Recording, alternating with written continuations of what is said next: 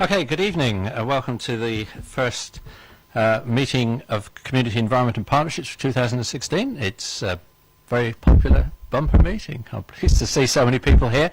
It does, however, mean visiting speakers. We are going to have to be strict with the time, I'm afraid, because we won't stand any chance of getting through otherwise. I should do the usual thing, I think, at the beginning. There are no fire alarms scheduled for this evening, so if the fire alarm sounds, please evacuate the building immediately. The fire exits are located at the rear and side of this room. Go down the stairs and meet in the War Memorial Park. Please note the meeting is being webcast live on the internet. It is going out. Oh yes, I can see me. It's going out. And mobile phones, please can all members and the public switch their phones off or to silent. Apologies for absence and substitutions. We have an apology for absence from Councillor Gardner, who's been replaced for this evening by Councillor Sherlock, from Councillor Mark Taylor, who's been replaced by Councillor Cousins, Councillor Still, who's been replaced by Councillor Frost, and Councillor Loney, who's been replaced by Councillor Harvey. So I was just wondering whether we had more substitutes than the Liverpool football team for tonight, but they haven't published their team yet, so I can't find out. Anyway, welcome to all who are here. So, any declarations of interest? Perhaps the other thing I should mention up front, although it's not on the agenda, we do within the papers have two pink papers which are the confidential items, and if we need to discuss anything on them, we will have to go into closed session. So it would be very helpful if we could avoid discussing anything on the pink papers unless we absolutely have to, obviously, because it will annoy all the people who have to leave the room if we decide we're going into closed session. Appointment of Vice Chairman, we're still open to a nomination? No? Right. There are no urgent matters. You've seen the minutes of the committee on the 16th of December. If everyone's happy with that, I'll sign them at the end of this meeting. We have 4 substantial items to look at tonight. I'm going to vary the order slightly because there is only one that doesn't have speakers for, and it also we've had to bring the officer over from Hart, and the roads are not very good tonight. So in the hope that we might get through the joint waste contract fairly quickly, we're going to do that first and then the others in the order they are.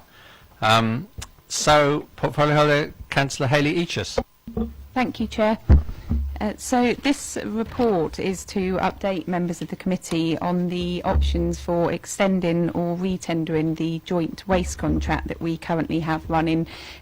We have a joint contract with Hart Borough Council, and the contract term, as you probably all know, is for 7 years with the option for then retendering or extending after 7 years. The initial contract term comes to an end in October 2018. Does sound some time away, but if we have to go ahead and retender, it's no time at all. We have been in talks with Veolia, who are current contract people, well, most of last year.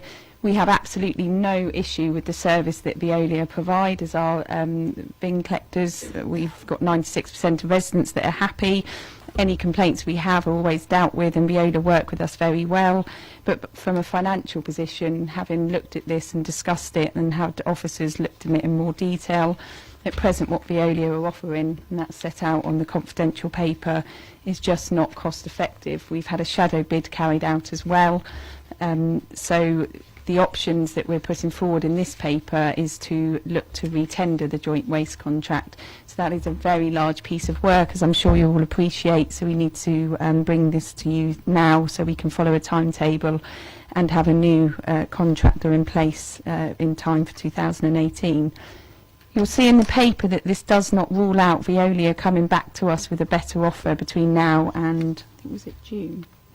And if they do, then we would accept that, because, as I say, we've got no problem with the service they offer. It's just the financial side of things. So we are looking for your comments on the retender, and at present that is what we're going to have to do, is retender. And you'll also see that we need to take to Cabinet additional funding for up to £50,000. That will be to put towards the work involved in a large retender. Hart will do the same. They'll match fund that with us because it's a joint contract. Any retender will be done on the basis that we will continue to be a joint waste contract with Hart. It's worked really well over the last 7 years. I've had the portfolio now for a year or two, and it's worked really well doing the joint waste with Hart. So that's what we're looking at doing. There's no mention in any retender that we would split with them.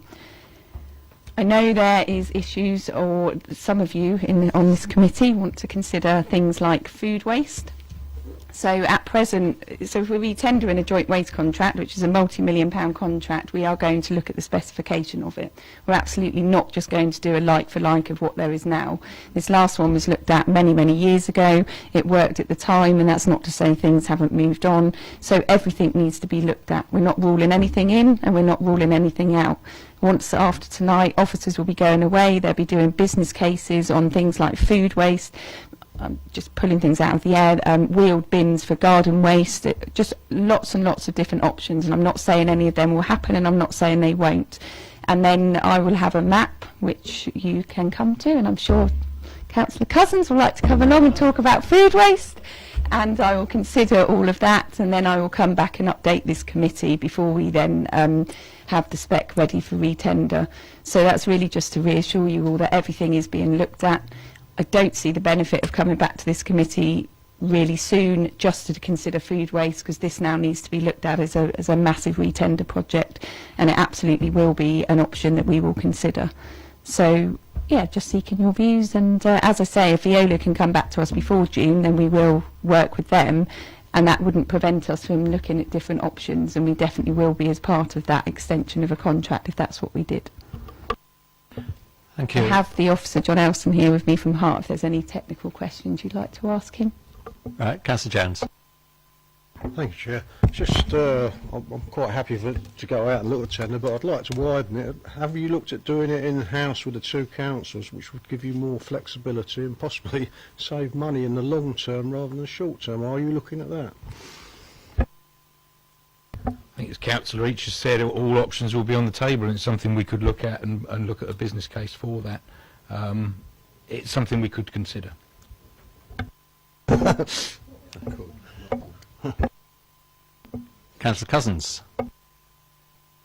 Thank you, Chair, and thank you to the portfolio holder as well, and appreciated for the comments that, yeah, nothing's ruled in and nothing's ruled out. That's very pleasing to hear. I'd like to make one suggestion, if I may, which is, rather than a map, put it as a task and finish group, which members of the committee can get involved in, and it directly feeds back into this committee. Please. Thank you. You got a view on the difference? I need to consider it, and I can let you know. I don't really know how the two work differently, but I can consider it with officers in the position. I've not got a problem with working with the committee and members on such a big contract, so yeah. Fine. I take it we wouldn't want task and finish group necessarily limited to active members, current first choice members of this committee. So, but yes, the portfolio will look at the distinction. But either way, even if it's a map, there was a commitment to come back to this committee. So, Councillor Harvey.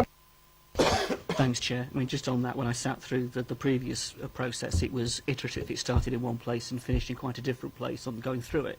And other colleagues sat around the table were in the same meetings. And just in the context of that is, it coming back here on a one-off thing is one thing. I think if the Cabinet member's looking for an interaction throughout the process, then just suggest that you have to think about it. In the context of the in-house bid, that would be something, regardless of whether it was accepted or not, that legally we would be looking for as part of the process. You can't do the procurement without there being consideration of an in-house bid.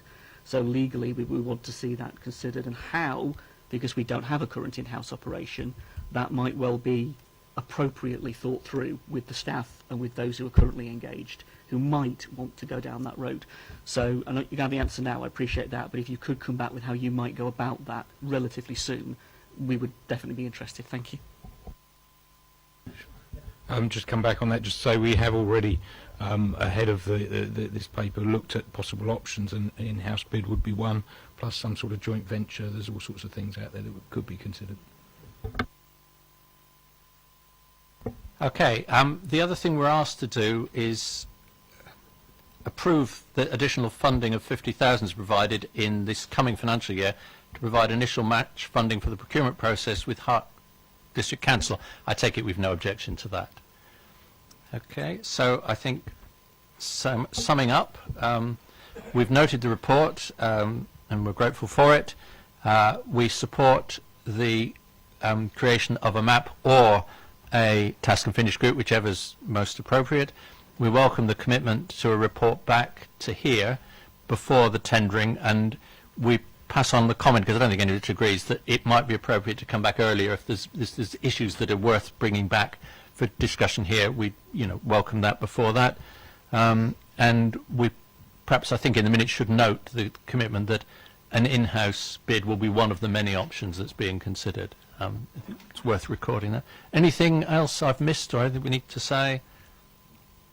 That's all you need by way of a... Okay, thank you very much. Safe journey back to the wilds of Hart. Thank you very much.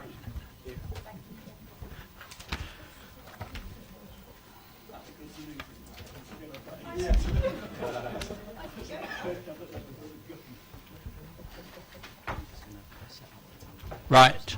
Next will be public space protection orders, a bit of change of portfolio holder and officers.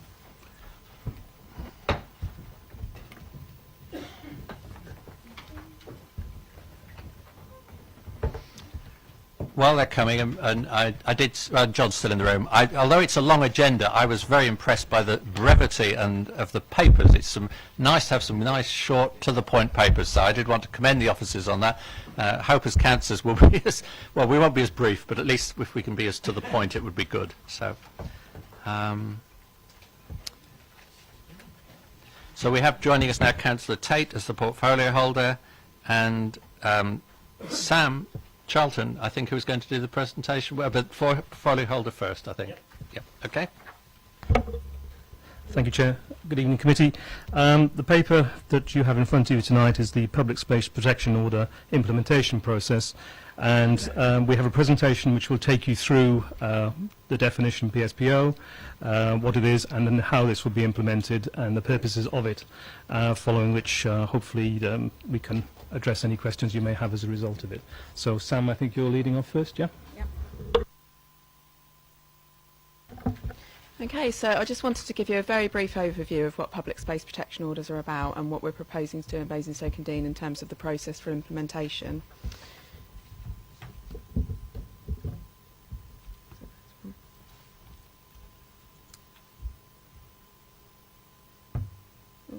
Let's try and go back. Okay, so just to summarise what public space protection orders are, the Antisocial Behaviour Crime and Policing Act came out in 2014. And that actually replaced an awful lot of previous tools and powers to deal with antisocial behaviour.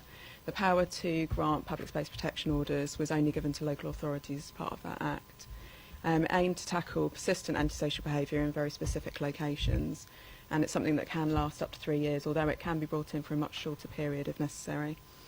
A local authority can implement a public space protection order on any public land within its area, although if that's... Yeah, no problem. So a public space protection order can be granted by a local authority in any public space within its land, within its area, although if it's private space then they would need to notify the landowner of what they were planning to do. There must be evidence that the behaviour is having a detrimental impact on the people within that locality, and that behaviour must be persistent in nature, and it must be unreasonable in order to bring these orders in. What you're looking to do must also be proportionate to the behaviour that you're trying to tackle as well. Also, local authorities have to give consideration to human rights legislation, and in particular Articles 10 and 11 of the Human Rights Act, which relate to freedom of expression and freedom of assembly.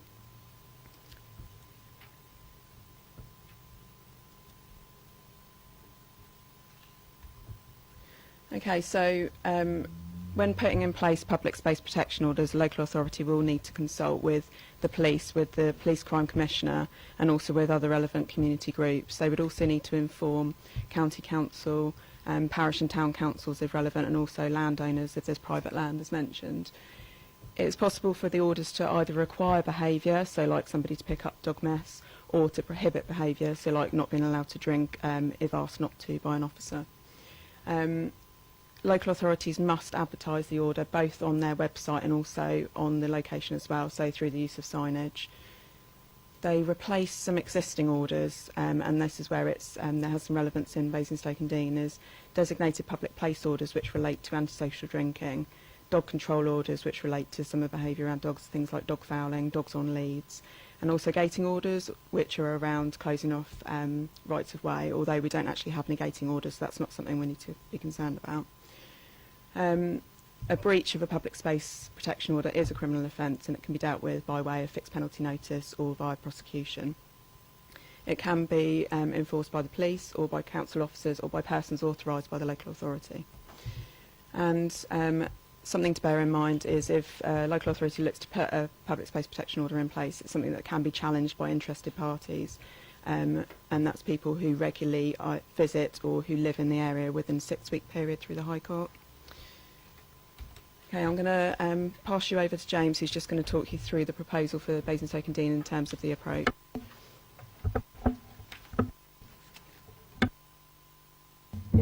Good evening. As Appendix 2 we provided the process chart, and I'll quickly just go through some of the main points. Initially the problems will be raised at a meeting we call the Vulnerabilities Operation Group.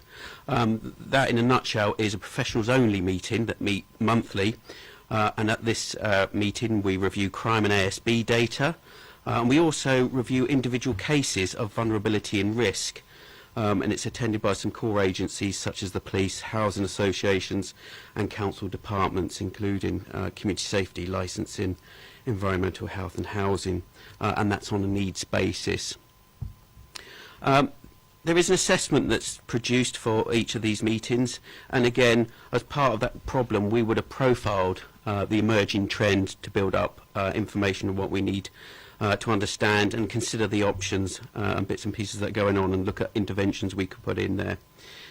If the VOG make the decision that we need to go ahead and that the interventions we've tried are not working, then that's when we would look at the criteria we need to satisfy for a PSPO, and at that point we would ask for a PSPO task and finish group to be set up very specifically to look at that to ensure the criteria is being met, and membership of that group would include community safety, environmental health and legal officers as well, and others identified in particular to those issues that were being experienced. The PSPO task and finish group will report back to the VOG on whether it would meet that criteria and draft out a proposal. And then once that's all happening, consultation is carried out, and that's carried out with identified stakeholders, landowners, as Sam has alluded to before, and that's carried out by our PSPO group, and we would use the website as well for the consultation process. The report is put together and the head service for decision in consultation with our portfolio holder, and if that is granted, the order is advertised on the council website and signed at each of the specified locations. And again, when it comes to enforcement, that's carried out by council officers, including our CSPOs and police, and that will be by way of FPN, fixed penalty notice, or summons is an option. And the orders themselves will be reviewed by the Vulnerabilities Operational Group to look at the impact of the order on that area, and that could be done by looking at the crime and antisocial behaviour data before and during the period that the order was in place. But that's the general process as we go through, and each of those main headings has a checkpoint, if you like, to ensure that the criteria is being met each of those stages.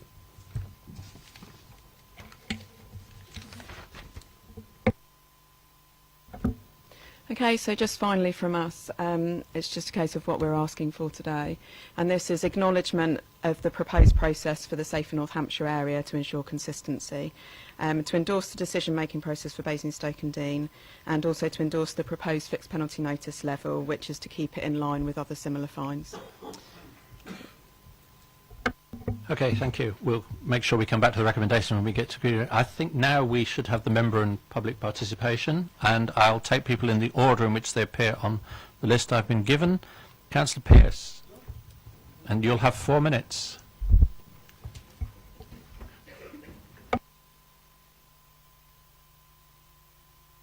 Thank you, Chair. I'm not going to say very much. I probably won't even use my 4 minutes. Interesting to note that Hackney, where the council attempted to make rough sleeping a criminal offence within the designated area, under pressure from local groups and served with an 80,000 signature petition, the council withdrew the proposal. The PSPO can be applied against detrimental behaviour, a category that's increasingly being applied to mean anything that some people don't like. This blurred distinction between crime and annoyance erodes the criminal law itself, just as much as it does our public liberties. Although PSPOs are often broad in spatial scope, they can be targeted directly at a particular group or activities. I'm particularly concerned about those that rough sleep in the borough of an evening and of a night. PSPOs are often aimed at the poor and vulnerable, and that's exactly the sort of people that I'm referring to, which is why community groups in Hackney fought that order with such vigilance.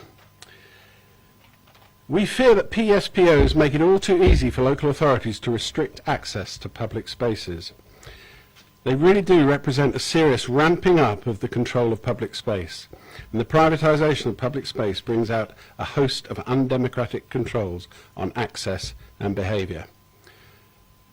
Greater public awareness of PSPOs is needed, in part because they are effectively outsourcing policing to private security, allowing an unauthorised person to issue fines and initiate prosecution. Furthermore, fines can be given out where they may have been a contravention, not where one has definitely taken place. So the process is a bit like a forced plea bargain. If a private security guard, for example, potentially employed by a property developer, thinks you may have violated the PSPO, you must pay the fine or face prosecution. Criminalisation of what has up until now been a simple act of misdemeanour is now become something that you can be prosecuted for and get a criminal record for. All of that I have said are really, really good reasons for rejecting this proposal. Thank you, Chair. Thank you. And now we have Mr. Mike Browning. I'm afraid strictly you only get 2 minutes, although as Nigel hasn't used all his 4, I shall, if you go slightly over, shall not worry too much. But thank you, sir. Thank you, Chair, and good evening. I'm speaking as a volunteer and trustee of the Camera Centre for the Homeless and Vulnerably Housed. I'm also a lay minister at St Michael's Church and a member of the Council's own Homeless Focus Group. Thank you for the opportunity to speak about this particular process. My concern is that the effectiveness of past attempts to address this issue, their impact on homeless people and rough sleepers, and whether the new process will actually improve matters. The Homeless Focus Group agreed that on the 18th of November last year, 20 named people were sleeping rough in our borough. I will mention 3 vulnerable people. One has been subject to previous orders about his behaviour in the town centre. He has repeatedly ignored them, landing up in court and prison. After 3 years, the police have said they no longer wish to deal with him as he's doing no harm and they can't change his behaviour. Another rough sleeper often strolls defiantly through the area from which he is banned in a high-vis jacket, despite being detained and fined. A third was discharged from prison last November and was not housed until January, forcing him to sleep rough in this town. Already, rough sleepers are so dispersed in Eastrop, Popley, Kings Furlong and the town centre that it's impossible for the council's own outreach workers to monitor them all. I often visit the Haymarket Theatre in the evening. I find myself intimidated by the loutish behaviour of groups of comfortably homed women and men roaming the top of town, not penniless people curled up in shop doorways or church doorways. I urge this committee to work with their colleagues on the Economic Planning and Housing Committee to build a holistic, integrated solution to provide shelter year-round for the homeless. This will then address the problem of rough sleeping, not its symptoms. Thank you. Thank you very much. And it's Councillor Laura James, I think, next.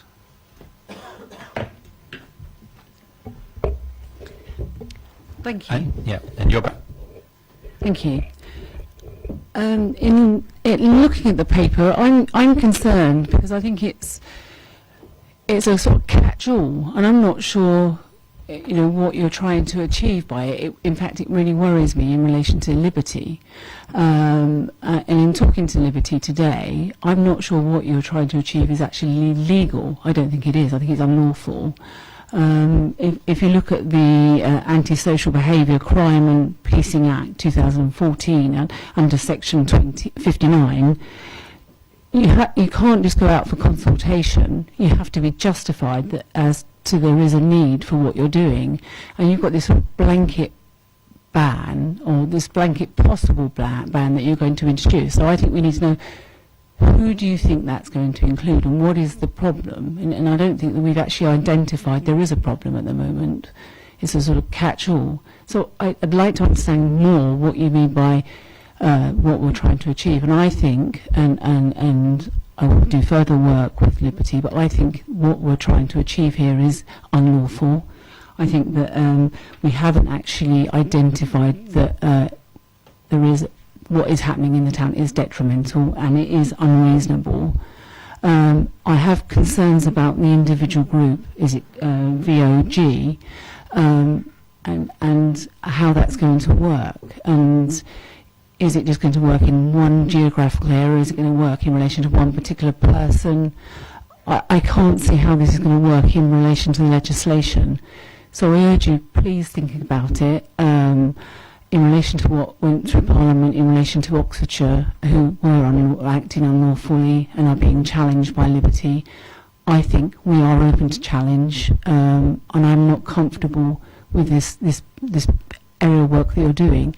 It's quite attractive, isn't it, that we've got a problem, we've got street homeless problem, and we can move them on. We've got 20 people that we know of in Basing Woods at the moment. We've got a lot of people sleeping in the woods in tents. You could say it's a problem, and out of sight, out of mind, we'll move it on somewhere else. Within my own ward, we've got a problem with homelessness, but I don't think criminalising those people is the solution. I urge you, please do not go ahead with this as it is. Please talk to us, because we have grave concerns about where this is going. Thank you. Okay, thank you. I think it would probably be helpful if the portfolio holder and then officers responded, if they want to the points that have just been made, and then we'll have questions from committee members. Thank you, Chair. I just want to make a couple of comments before I think Sam will take some of this on as well. Certainly, there has been a concentration in the comments that have been raised regarding homeless. And the purpose of a PSPO is not to criminalise a person for being homeless. In fact, the purpose of a PSPO is to focus on antisocial behaviour. And whilst I understand the concern that's been raised by both the speakers, and I'm sure everybody else would be concerned in this room, the purpose of this is to bring about orders that allow us to be able to deal with antisocial behaviour, of which homelessness is not one, and it's not aimed at this at all. I'm aware from discussions that other councils have taken a different view, and in fact have moved away from that view. The view of this council is not to use PSPOs for homelessness. That is not the purpose at all. I would also just, having listened to the comment from the speaker regarding the homelessness within Basingstoke and taking a holistic approach, I do agree with him. There is a need for a wide approach, and in fact I attended a meeting this afternoon on just that topic, about how we can develop a more holistic approach to supporting homeless people and providing, for want of a better term, and maybe it is the wrong term, a solution to what is maybe a perceived problem, but fundamentally to take a holistic approach to the homelessness issue. So I would not want to deal solely and just itemise this about homelessness. It's not. It's about antisocial behaviour. And secondly, the purpose of the discussion document tonight is about the process. It is about how there are checks and balances built into what is an established process. It's not to debate the PSPO per se. It is about the process by which we reach using a PSPO and the checks and balances built into that to ensure that the use of a PSPO is proportionate to the requirement that it has, to the problem it has to solve. And I think that that's a key issue that needs to be. I understand again the concerns about whether this is a proportionate response, but it can be challenged at any stage, and it can be challenged in the High Court. And we would expect, as a user of PSPO, to have enough debate and control to ensure that the use of it is utterly proportionate to the problem we're trying to solve, and is not some attempt, for want of a better term, to privatise public space or to develop solutions which are sledgehammering on nuts.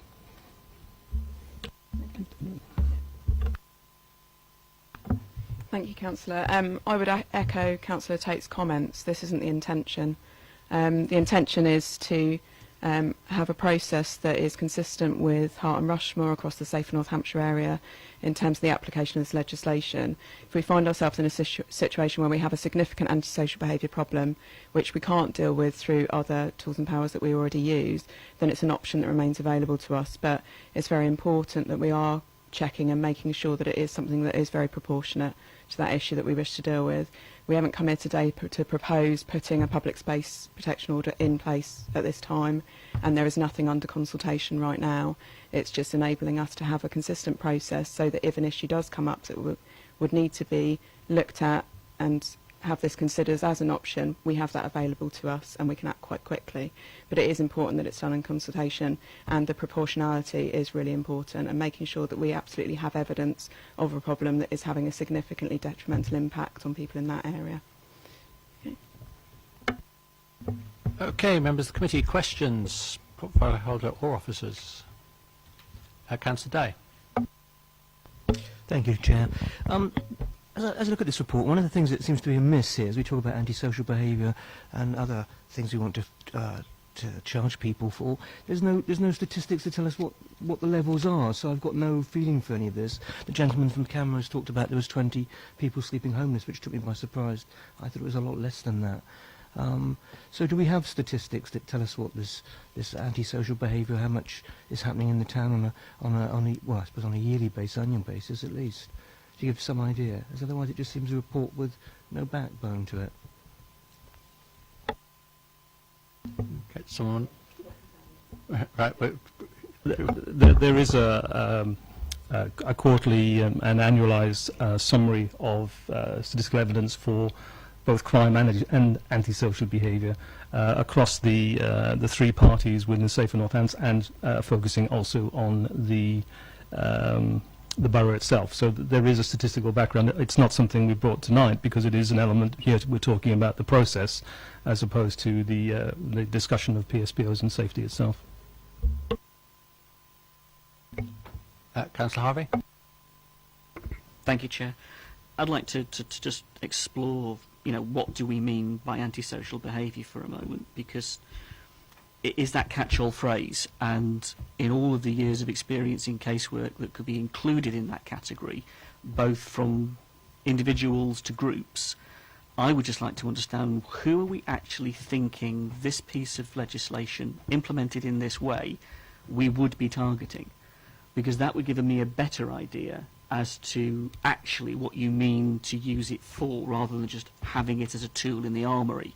We could have many tools in the armoury, but they may not be appropriate in the first place. And I guess that's my first question, is to understand that, because of the volume of legal challenges there's been, but also because if you look at 953 in the report, we've only done a stage 1 equalities impact assessment at the moment, and I would guess, based upon what legal challenges are happening in other places, were we to go through the full process of assessment, we would find some issues with the Equalities Act and the way we might want to implement this going forward, if indeed we even do in the first place. That's my starting point. Do one of you want to comment? I'll start. So antisocial behaviour, as you've already defined, is so wide, and the idea of PSPO is that it can be used for a whole range of problems. Certainly within the Home Office guidance that we will be following, there is a test and details and a whole raft of things that we need to follow. And if I just go through those main points for you, the test, it says the behaviour being restricted has to be having or be likely to have a detrimental effect on the quality of life of those in the locality, be persistent or continuing in nature, and be unreasonable. So whilst I can't say this is exactly what we'll use it for, it is a consideration, and as we go through the interventions in a partnership arena, we would look at, is there something short-term we can do? Is there support signposting? And I think when you build up and there becomes no other legislation available, then you would actually look at this criteria and say, is this available? Is this something we need to look at? And all the way through our process, we'd like to think there are checks in place, and that consultation is the key to that. And if there are other tools that could be used, that we should be obviously looking at those as well. On the second point, if I may, you talked about the diversity and equality side of thing, and it was our intention also to include them on the PSPO and consultation stage to look at the any potential impacts that implementing such order may have. Supplementary? Thank you. I appreciate what you're saying. The issue with the equalities thing is not that they, an officer or an individual who may sit on the board may do this, that or the other to a case, but that the process we're talking about, by agreeing to this in any way, shape or form, it may itself be outside of the Equalities Acts. It may be in conflict with, as other councils have found themselves in, to be perfectly honest. A lot of authorities have found themselves in really sticky issues over this because of suddenly they've found through an indirect problem, we've used this, we've done it and had an indirect impact on, for example, the homeless or begging or whatever they've tried to categorise. They've tried to use language to categorise it and found themselves in difficult issues.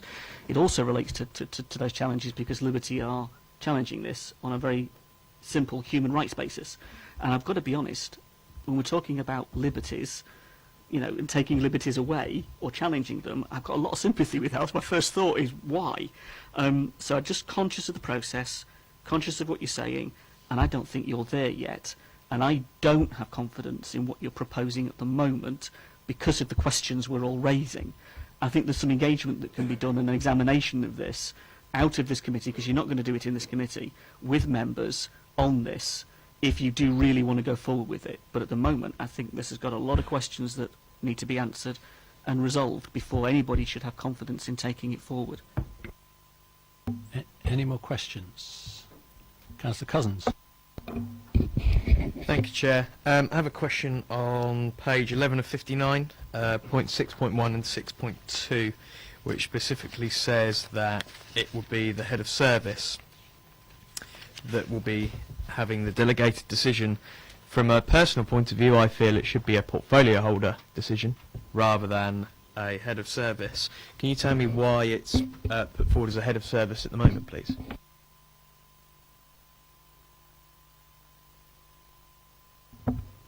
The reason for proposing head of service decision was in relation to where you might have an area that could be very small and very small number of people affected by some really significant problematic behaviour that's been going on for a long period of time. It's to enable a speedy response. Obviously it's something that we'd look to be doing in consultation with portfolio holder. If it's something that is a bigger area, affects a lot more people, then the option is left available to them to be able to take it to Cabinet if necessary. So it's just for the areas where it is small, it's a very concentrated impact on a smaller number of people to be able to respond quite quickly to those issues. Having worked in dealing with antisocial behaviour and associated problems for quite a long time, where you have something that's particularly around where someone lives, the impact can be really significant on their quality of life. So it's just to enable us to be flexible in dealing with that. Supplementary. It's one final question from me, Chair. Page 19 of 55, which is Appendix 2. And the fourth box at the bottom, which says that the PSPO group will carry out a consultation with a minimum of 2 weeks. I don't think 2 weeks is clearly long enough for the issues that we want to be thinking about and considering. May I make a suggestion that that is 6 weeks? That would be an appropriate length of time rather than 2 weeks. 2 weeks seems rather rushed.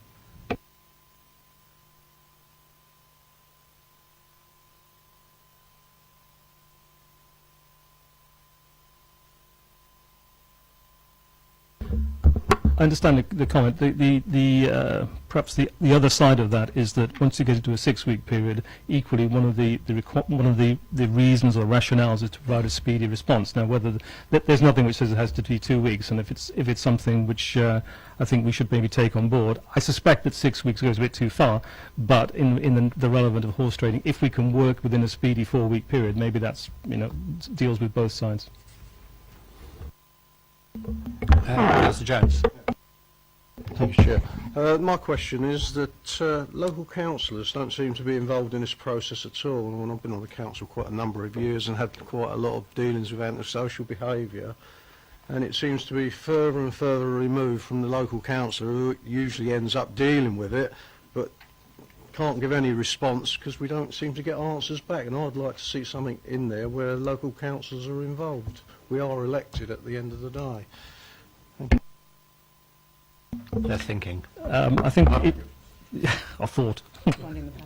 I was just finding the page, but local councillors and ward members are built into the consultation process in developing a PSPO, so they are part of the consultation before it would get brought up for decision making. And as a portfolio holder, you'd be looking to see that consultation has been undertaken, but it is within the process, I believe.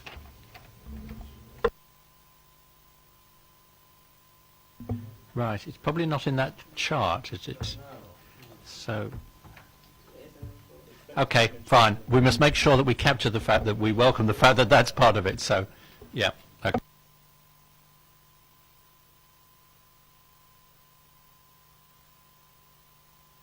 Great. Do we have any more questions? No. Okay. Right. Debate. I was just going to say we've already got Councillor Cousins' proposal to change 6 weeks, so you don't need to repeat that. We'll pick that up as a, I'll find out what we want to do about that in a minute. Councillor Harvey.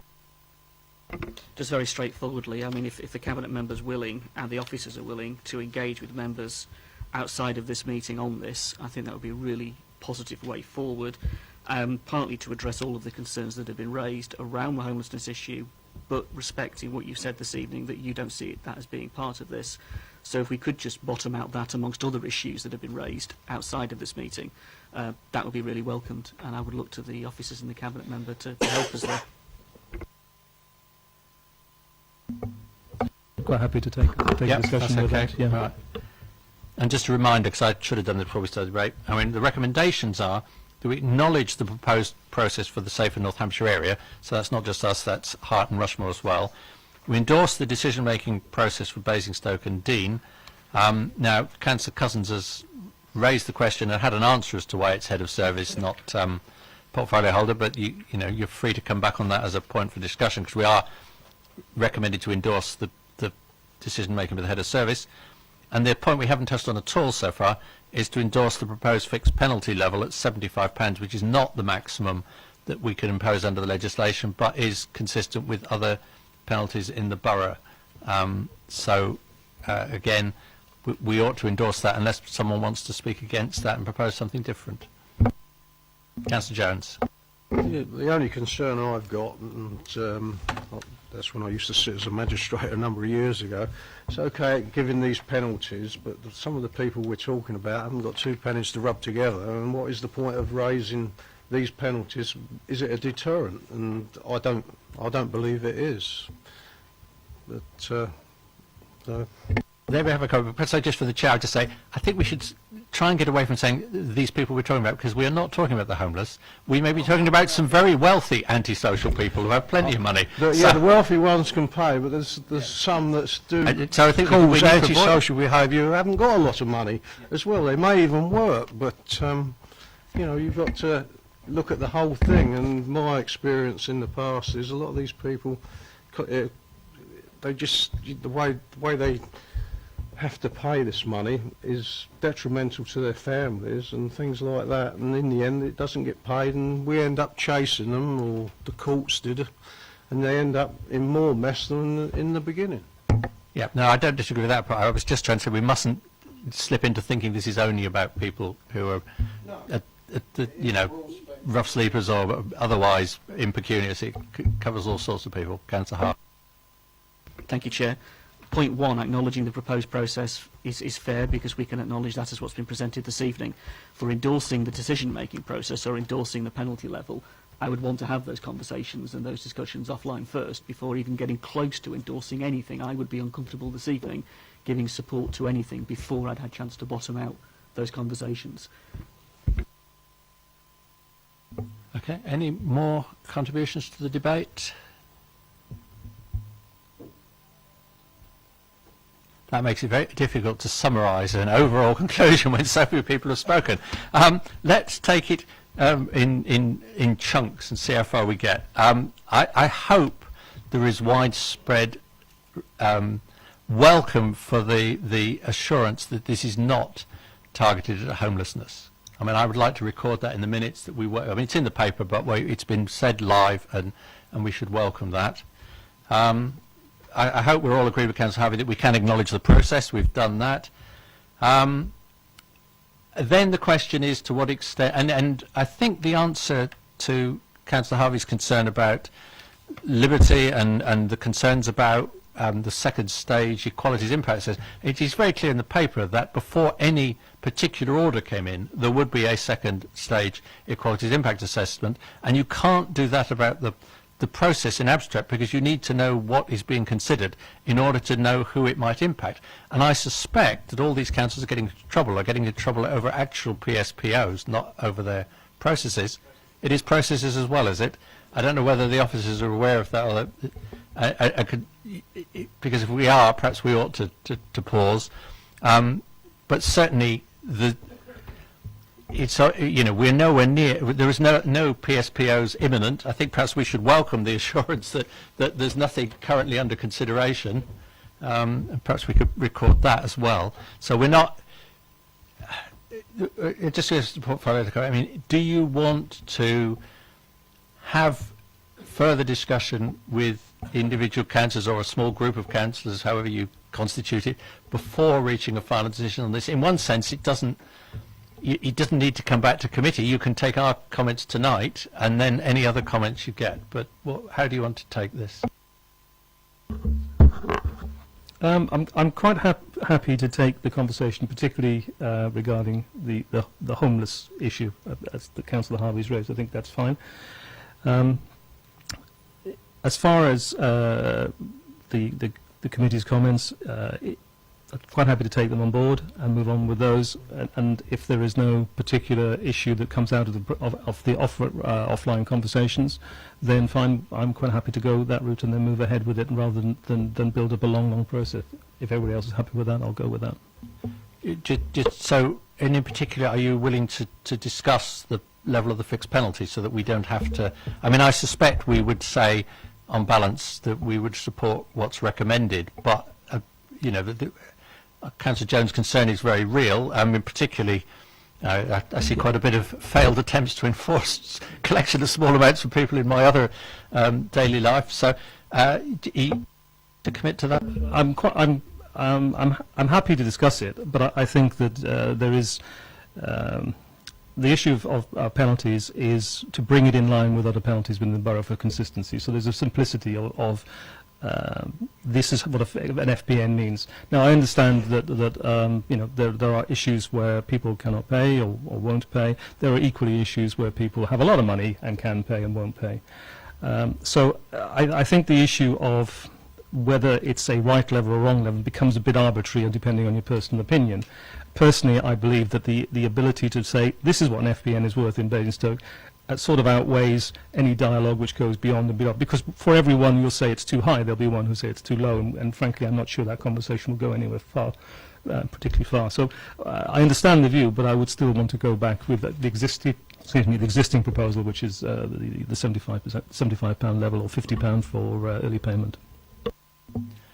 Okay, so we've put two specific points down, and then I think the third point is we want to welcome your willingness to further discuss with individual interested councillors.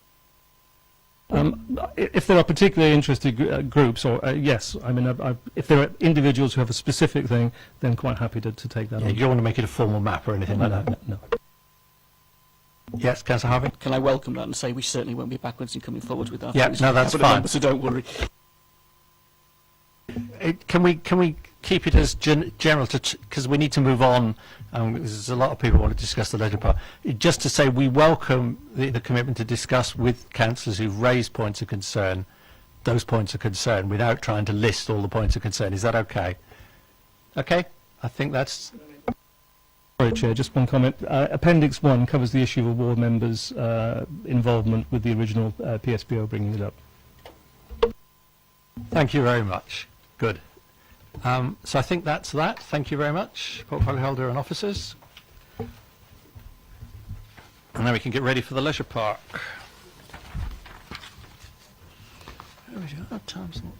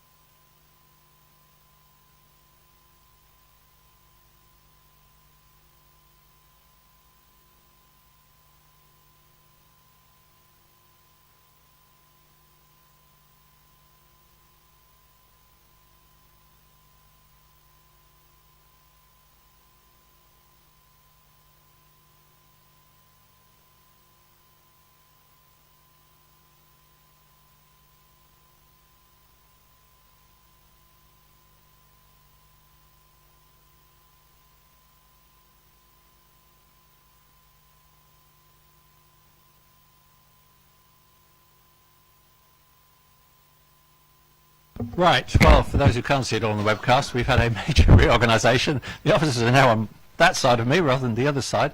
So welcome to Councillor Isaac, the portfolio holder, Mike Bovis, who's the officer who's going to do most of the talking, Laura Taylor, who's the relevant executive director, who's come to keep us all in order. And we have a whole host of consultants and other officers lined up at the back of the room ready to answer questions, but I think someone wants to introduce them all before we start on the presentation. Is that right?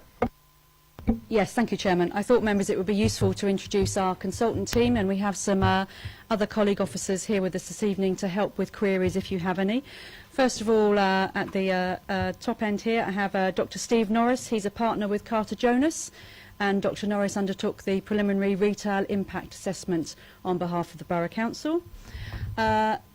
Thank you, Malcolm. Next to Dr. Norris, we have Malcolm Hewins. He's a partner for Montague Evans, and Montague Evans are the advisors for the Council on behalf of the viability of the project. And then we have some officer faces for which you'll be familiar with. Amy Trenar is our procurement manager. Mike Mahoney is our leisure and sport manager. And we have Jeff, who's our highways expert in the room tonight.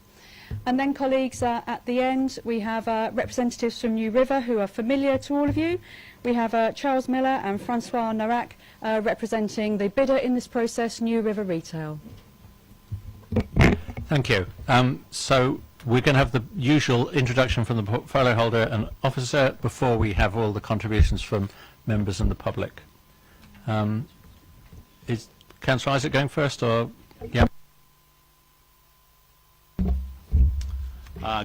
Good evening, Chairman. Good evening, committee members.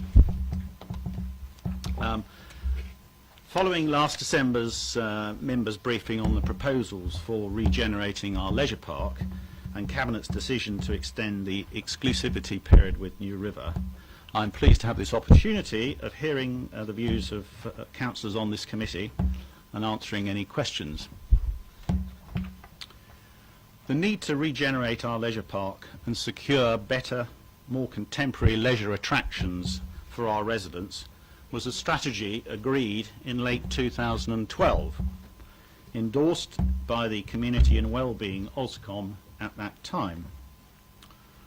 Officers went out to the market to seek a development partner 2.5 years ago in June 2013.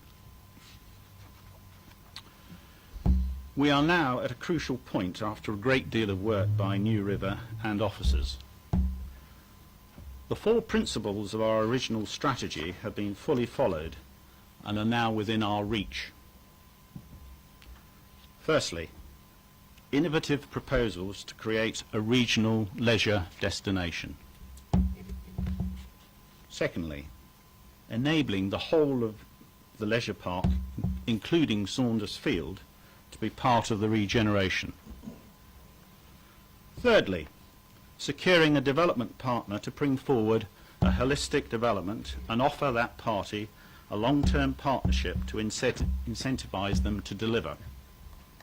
Fourthly, controlling and steering the nature of development through retention of ownership and through a governance structure to manage the partnership.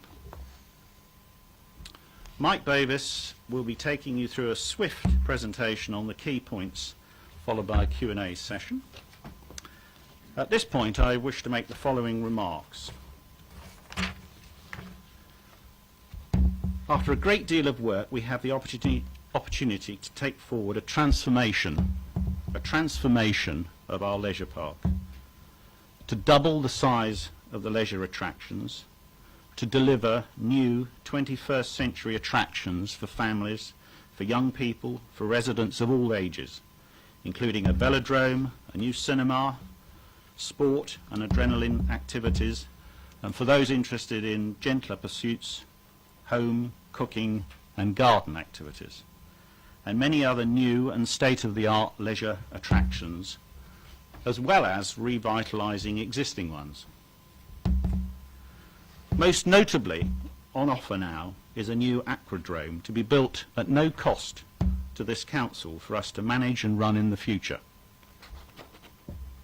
These proposals, still at a conceptual stage, are a chance for this borough to provide our residents with one of the best, if not the best, leisure parks in the United Kingdom, and to make Basingstoke a regional destination, attracting many new visitors to spend their money in our town, in our borough. These proposals to revitalise our leisure park will put Basingstoke on the map in a positive way as never before.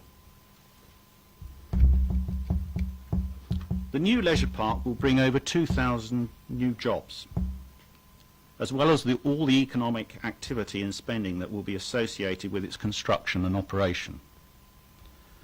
This will create first-class career and training opportunities for our residents in leisure and retail. In the case of the designer outlet centre, with some of the most highly regarded fashion companies in the world, that's the potential.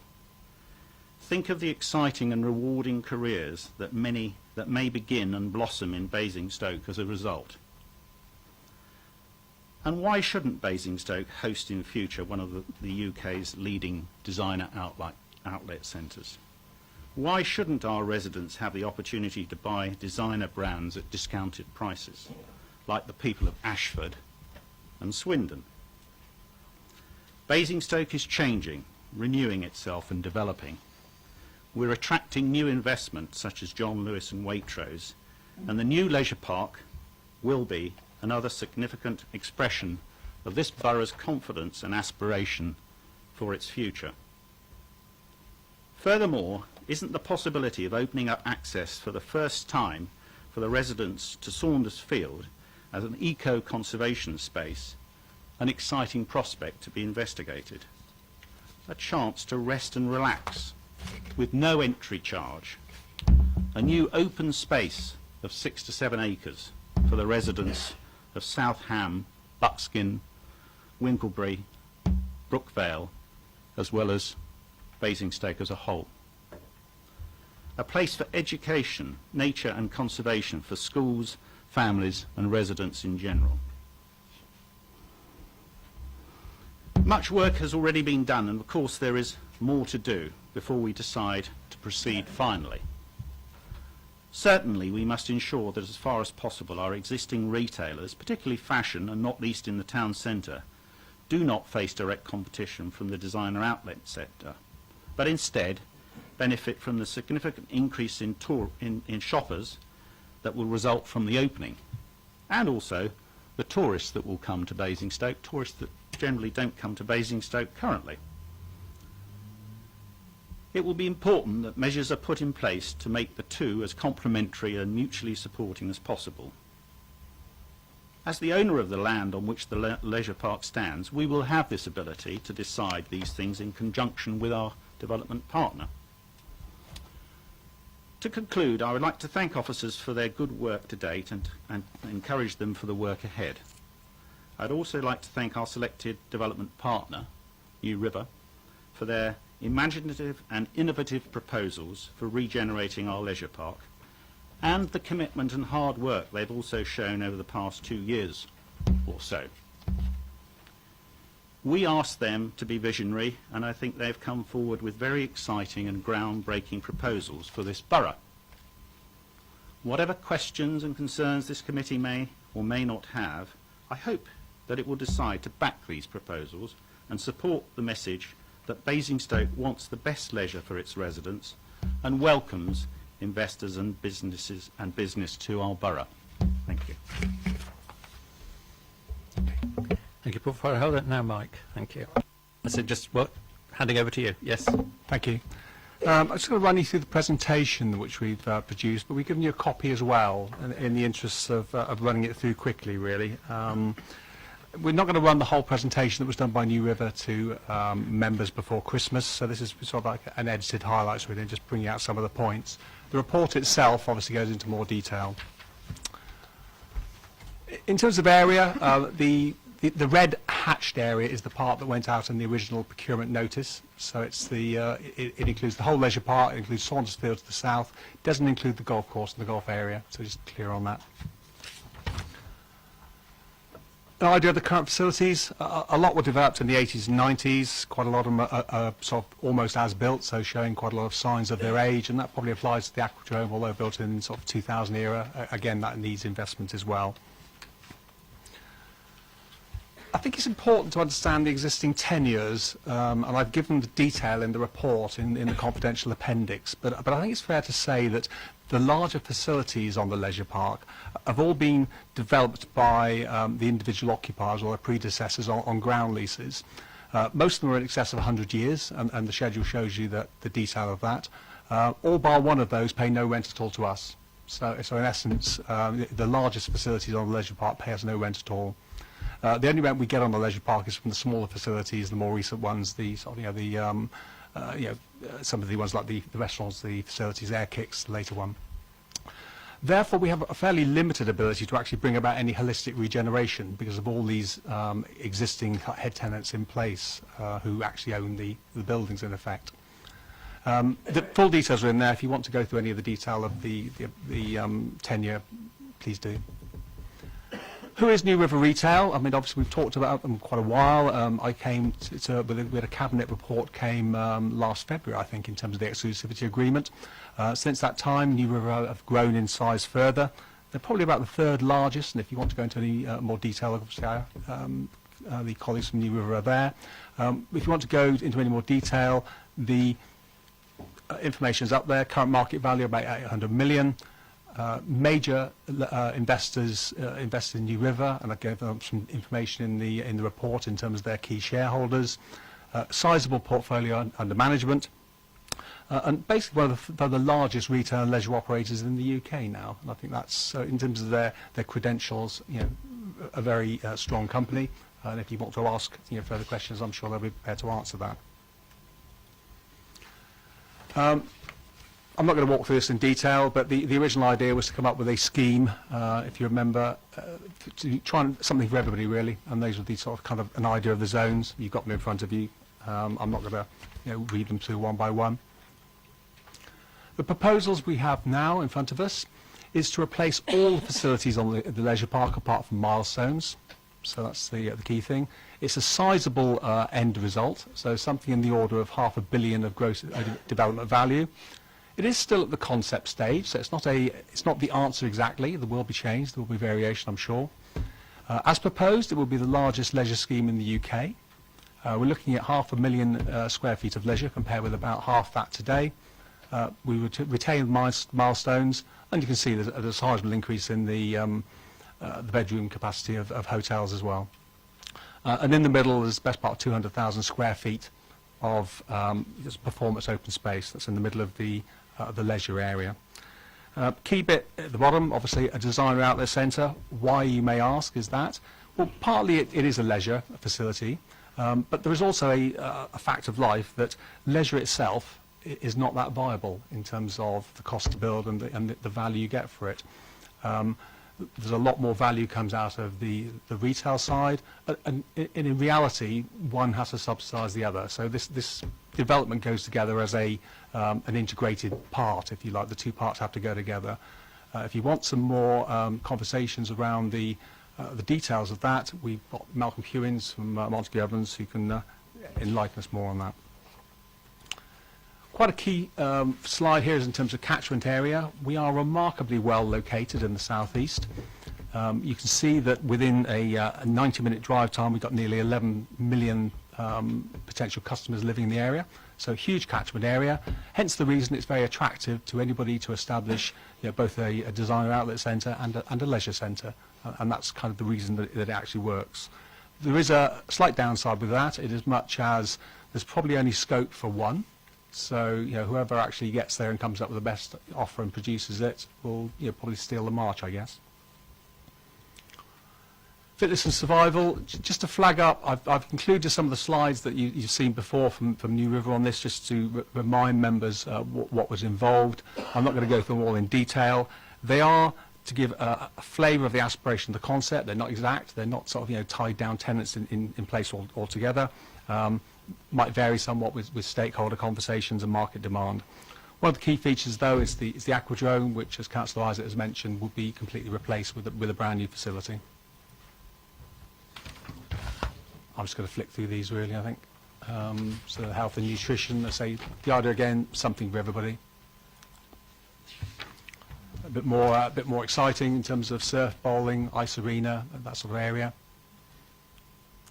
Significant public open space, a lot of feature and quite a lot of cost currently thought to be spent on the public realm element, so to bring that forward. Again, restaurants, children's activities, something for all age groups, all participants. A bit more adrenaline side, things like trampolining, climbing, air kicks. I think I'm probably getting a bit too old for it myself, but looks rather attractive. Hotel, family pubs, play areas. And then, last but not least, eco-conservation, as Councillor Isaac has pointed out. There is an aspiration to perhaps open up Saundersfield for something better in terms of public access. At the moment, though, since I've been working at the council, we've let it most of the time on a grazing licence, and I think we let it briefly to the fire brigade, but it really hasn't been used much in any public way. Having said that, it does need to bear in mind the needs of the flood prevention work that's currently being thought of by Hampshire County Council, and we've had an early meeting with them to discuss that. So the limitation in terms of what can be done with that area will really depend on those conversations around the flooding needs. Designer Outlet Centre, we've talked about, and I'm sure there'll be questions in that area, and again, hence the reason we brought Dr. Norris and Malcolm Hewins along to answer those questions for you.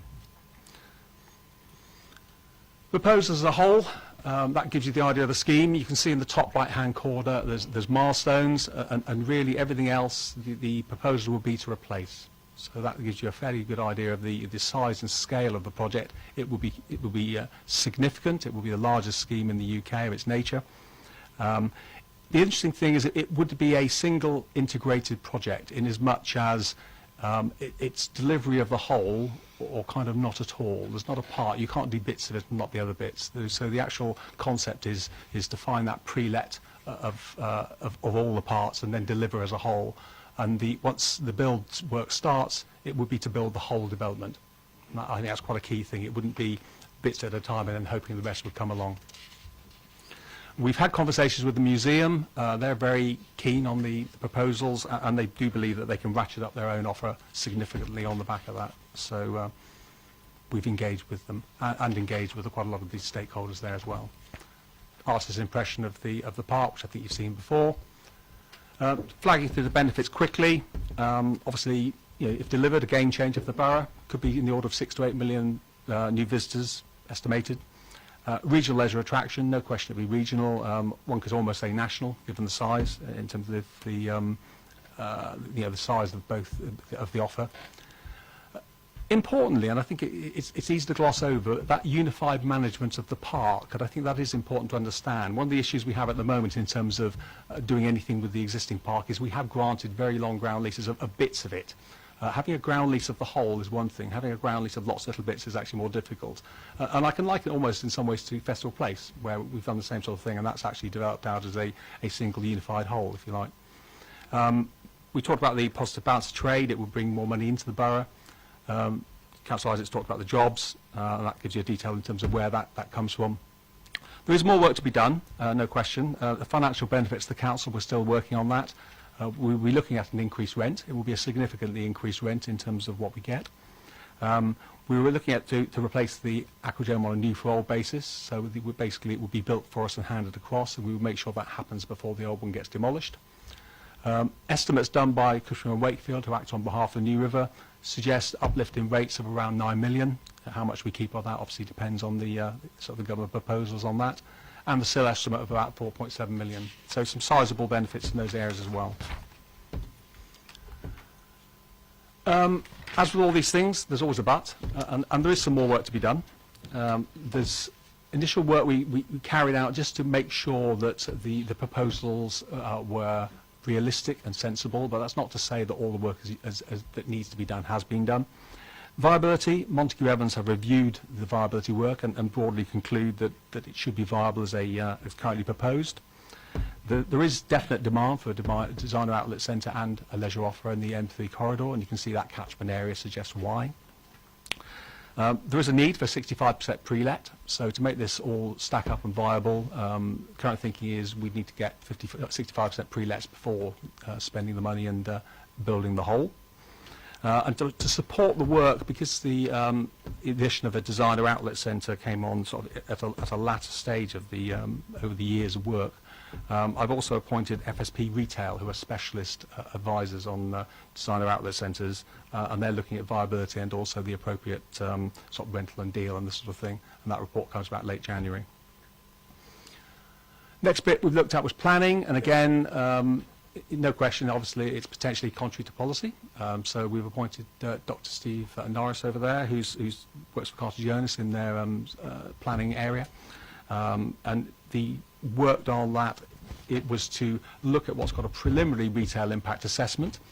This is to sort of take the basic information, and Dr. Norris has worked on quite a number of designer outlets and sort of the impact thereof. And just to assess whether the impact is manageable, because at the end of the day it becomes a judgment call. There's no absolute right or wrong, or there's no threshold that's exacted. It's a judgment call in terms of overall benefit, and again that's something members may wish to pick up on. Last bit was around the highways, and again that's another technical area.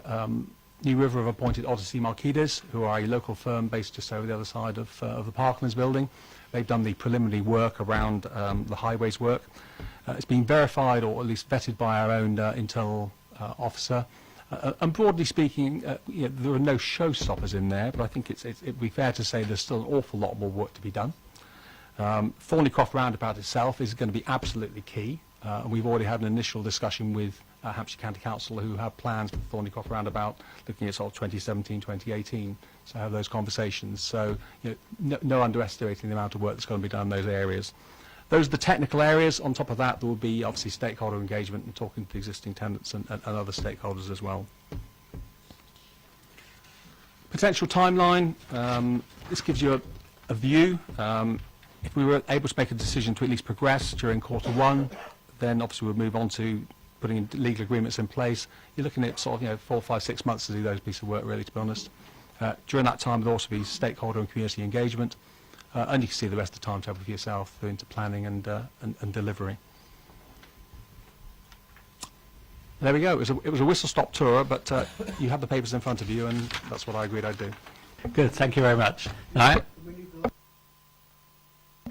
I'm not sure whether the webcast needs to show the public speakers when they're doing their public speaking.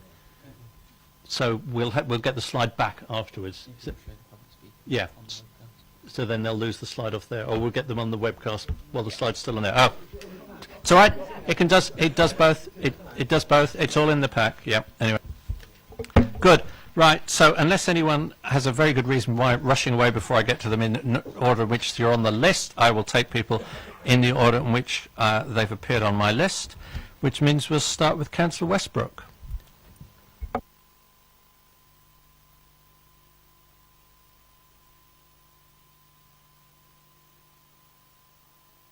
And I won't say this to everyone, just so everyone knows. Councillors, it's 4 minutes. Thank you, Chair. We all look forward to a vibrant new leisure park being created, but is that really what we'll end up with? The briefings we've had don't deny there will be some impact on other local shopping areas by including retail in this project. Competition is fierce, with ever-increasing sales of online shopping, so why should we, through this proposal, put at risk local healthy neighbourhood shops, newly refurbished town centre along with the top of a town that's yet to find its own niche? We're also told the leisure park will have a high-end designer brands. This, I would say, is questionable, as in 2013 it was stated one of the reasons New River has been so resilient, it has gone after the value retailers, the Poundland, Wilkinsons and Home Bargains of this world. How can we guarantee a company that specialises in this sort of retail won't pull trade away from our town centre? It's in their DNA. Another negative with shopping outlets, if popular, is they encourage traffic from far and wide. It's amazing how far people travel for a bargain, and the problems associated with this couldn't be better highlighted than in a tweet I read at the weekend from Cheshire Police. Go into a junction retail park, if possible, consider walking.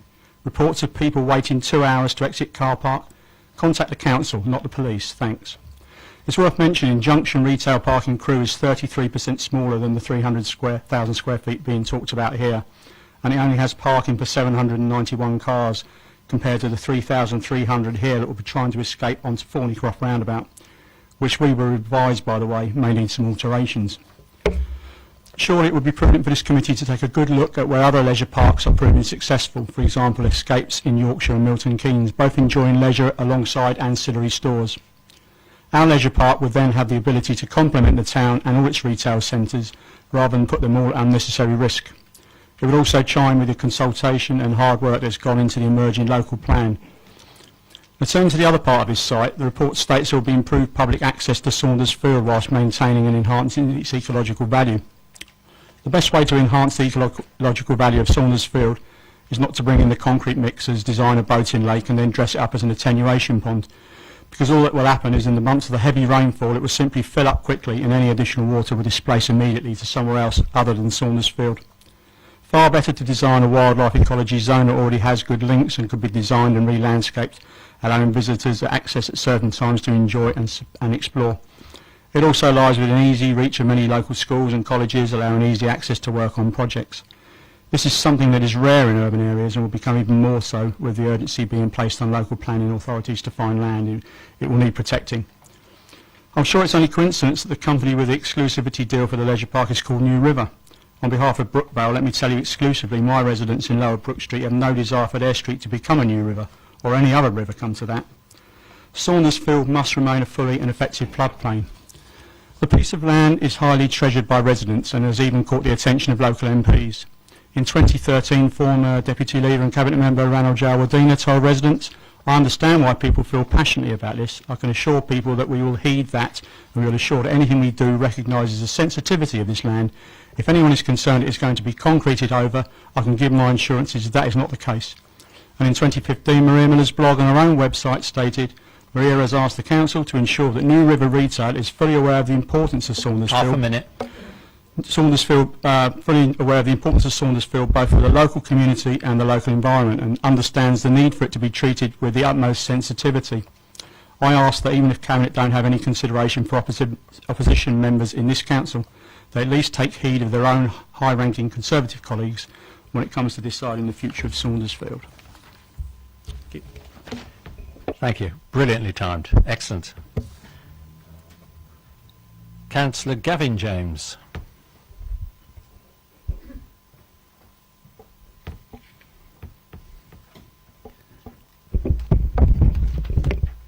Good evening, Chairman. There is much to like about these proposals, but unfortunately there's also a lot to dislike. I sat on community wellbeing when this was first discussed in 2012. I also sat on the leisure park map, and throughout that it was always called the leisure park map. We had a leisure park paper and we spoke about the leisure park and made it absolutely clear that the purposes of the leisure park were to be a leisure park. That's rather endorsed by the local plan that we've supported as a council that says it's for a leisure park and ancillary retail only. If you look at the proposals before you, 300,000 square foot of retail. In addition, there's a food and nutrition leisure activity which looks awfully like a very nice supermarket. So 365,000 square foot. It actually, if you add the hotel square footage and the retail square footage, it's more than the leisure footage in the built area. So I think we should first of all make sure that this paper goes ahead, not as the leisure park paper or leisure park proposals, but the retail park proposals with leisure, because retail now seems to dominate it. For anyone to say it won't have an impact on the town centre, which is a retail park with an attached swimming pool, which is kind of what this is turning into, is obviously, I think I'd have to challenge it. It's easy to say it's designer outlets, it's a different kind of retail, it won't be like the town centre. But when those shops are empty, when you can't find a designer outlet, I don't know how you define a designer outlet, and if another retailer moves in, the town centre bit, I call it town centre already, the retail element of this will gradually migrate into a carbon copy or a replacement for Festival Place and the Malls. And what happens if we don't let all the leisure facilities in there? What if some of those buildings are empty? Will they remain empty until we find the right leisure offer, or will we see an opportunity to perhaps extend the retail offer? I think over time, if we go ahead with these proposals without a lot of care, there is a risk that our leisure park will become more and more just a retail park with milestones at the end and a swimming pool somewhere.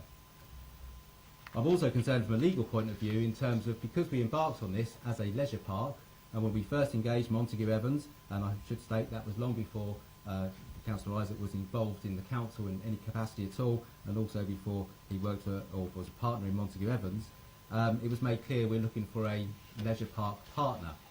I'm concerned that we've ended up with a strong retail offer, perhaps even dominant retail offer.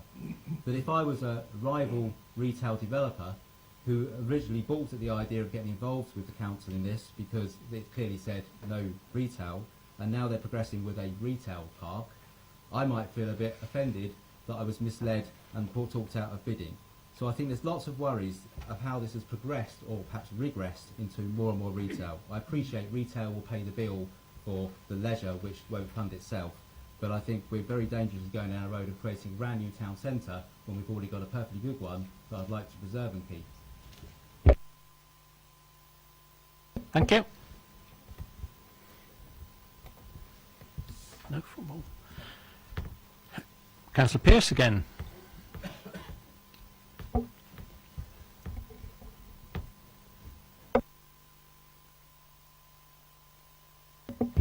Chair. Clearly we want to see a first-class leisure park with facilities that are affordable and accessible to the people of Basingstoke. Sadly, this proposal doesn't give us. There's a complete lack of consultation with the public on what residents would like to see at a leisure park and how it should be developed. Should there be public consultation before any deal is brokered? The local plan says retail development on the leisure park will only be supported where it remains ancillary to the new or existing leisure uses and is required to make the new provision economically viable without detriment to the borough's defined retail centres. And there are, as we see it, there are some serious issues on the impact of the top of town, Festival Place and the Malls. There's currently a higher than average vacancy rate at Festival Place. The proposed designer outlet village is almost twice the size of an average designer outlet village in the UK. The forecast impact on the town centre is minus 7.6%, or of minus £32 million. And there is currently an unquantified impact on the top of town area from the outlet centre because of the food and drink sales. The current proposals for retail are not linked to the leisure uses. They will take money and trade out of the top of town, the malls and Festival Place. Very, very pleased to see that Sanders Field was going to be revamped. It clearly can't be. It is the flood outlet for Buckskin, and certainly we would not wish to see any changes to that. And in any event, this proposal has been made without any consultation with the Environment Agency, which seems to be a big mistake in my view. The report talks about 2,400 jobs being created. Well, how much analysis has been done for that? The borough's unemployment level is only 1,000 at the moment. So what impact would there be on housing and roads? Whilst we welcome any new jobs created as part of any revamp, we believe that under the current proposals there will be jobs lost in the town. Under 1.3, section 1.3 of the report, the officer states that without supporting evidence that no insurmountable obstacles have yet been identified. This statement's misleading and it's an assumption. The officer, the retail impact study was placed in group rooms before Christmas and we were invited to keep it confidential. The officer in the now public report published on the council website has chosen to selectively quote from it, and we feel this is disingenuous and the bias needs to be addressed. Paragraph 7.7 of the report states that ground leases of 2.5 centuries is required to justify the major investment. There's no evidence presented that justifies such transfer of council assets for such an exceptional period. In respect of paragraph 8.1, the officer states that high levels assessments are indicated as being carried out in respect of procurement viability, retail impact, highways, town planning and site assembly. None of these have been provided as evidence in supplementary appendices. Rather, the officer has given their view without reference to the actual evidence in subsequent paragraphs, making a case for the proposals, not an analysis of the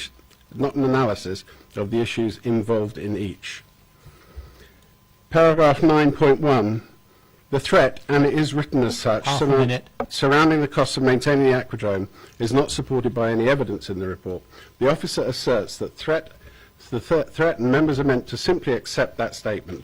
We already have placed £90,000 in the budget next year for the repairs to the aquadrome. The report as prepared is not fit for purpose. Members are not being provided with the information and facts on which a based view that can sustain the recommendation of the report. This should not go forward to Cabinet at this stage. Thank you very much.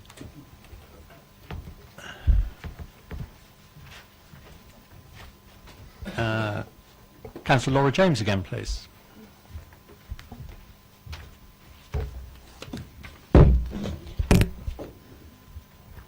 Okay. Thank you. Many of you here today would have been part of the planning and infrastructure meetings that took place in forming the local plan. We sat on those many late nights and long meetings forming that plan, and there was consensus across party that we protect our town centre, our out of town shopping areas, like Brighton Hill and Chinham, and also the top of town, the Malls and Festival Place. And there was a real concern that we do that. And in forming the words that we put into the local plan, we was really clear that we want what we wanted to do. What I'm really disturbed by within this report is that an officer can just dismiss members and their concerns, and that in fact horrifies me, because we were really concerned about that. And the one thing that we saw was that a developer was going to do that, but I never ever believed it would actually come from our own officers, that they would dismiss us. And we hear tonight an officer talking about the words of it's manageable, it can be manageable, and then just as a judgment call. Well, it was our call, it was a judgment that we put in place as members, and we had concerns. And in relation to the development brief that came forward for the leisure park, it was very clear that any retail needed to be ancillary to the leisure park. So how we ended up in this situation, I don't know. And members that have been on the map haven't been part of that. I don't know, and never has that been discussed in that way. So I'd like to understand, and clearly we will obviously have to do that in scrutiny, how we've got to where we are, because I think it's absolutely appalling and it's contrary to our policy that is now being considered. Why would we, as a borough, want to implement something that is contrary to policy that we've done a lot of work on? it's beggars belief that we would do that, really. If we expect other people to abide by our local plan, surely there is a requirement that we do that. And if we have to work within a framework, I think it's important that we do that. We have a town that has 1 in 8 shops that are empty and is struggling. Why would we make it difficult with them? They're talking about the impact the retail impact assessment is talking about it having a £30 million impact on the town centre. Why would we want to in any way make the possibility of this town centre decline further? We need to support the town centre. Of course we want a vibrant leisure park going forward, but this isn't a leisure park, as Councillor Gavin James has said. This is a retail park. We're not after having another town centre. We have a town centre. We need to cherish that town centre in going forward. Please do not support this proposal tonight. We can do better than this, and we should do better. In fact, we have a requirement to do so because this proposal is contrary to our local plan, and we don't want to support it. I also want to talk about the 2,400 jobs. Where did that come from? Where's the evidence? I suddenly see on the presentation before us tonight they reference and evidence. There was none of that within the report. It's not in the local plan that refers to where we're going to house these people. As been said by Councillor Pearce tonight, we have 500 people in the constituency, or less than 500 people that are unemployed, and we have less than 1,000 in the borough as a whole. If we're going to require 2,400 people to be working in this centre, and we've been told tonight it's new jobs, where are they going to be housed? Where is that reference within the local plan? Sorry, I forgot to give you a 30-second warning. You're over time, but so if you could get to the close. So I do not support this proposal. It gives me grave concerns, and I think that we're putting our town at risk. Please protect the town centre. We've fought really long and hard for a vibrant town centre. Don't let this happen to our retail in the town centre. Thank you. Councillor Potter.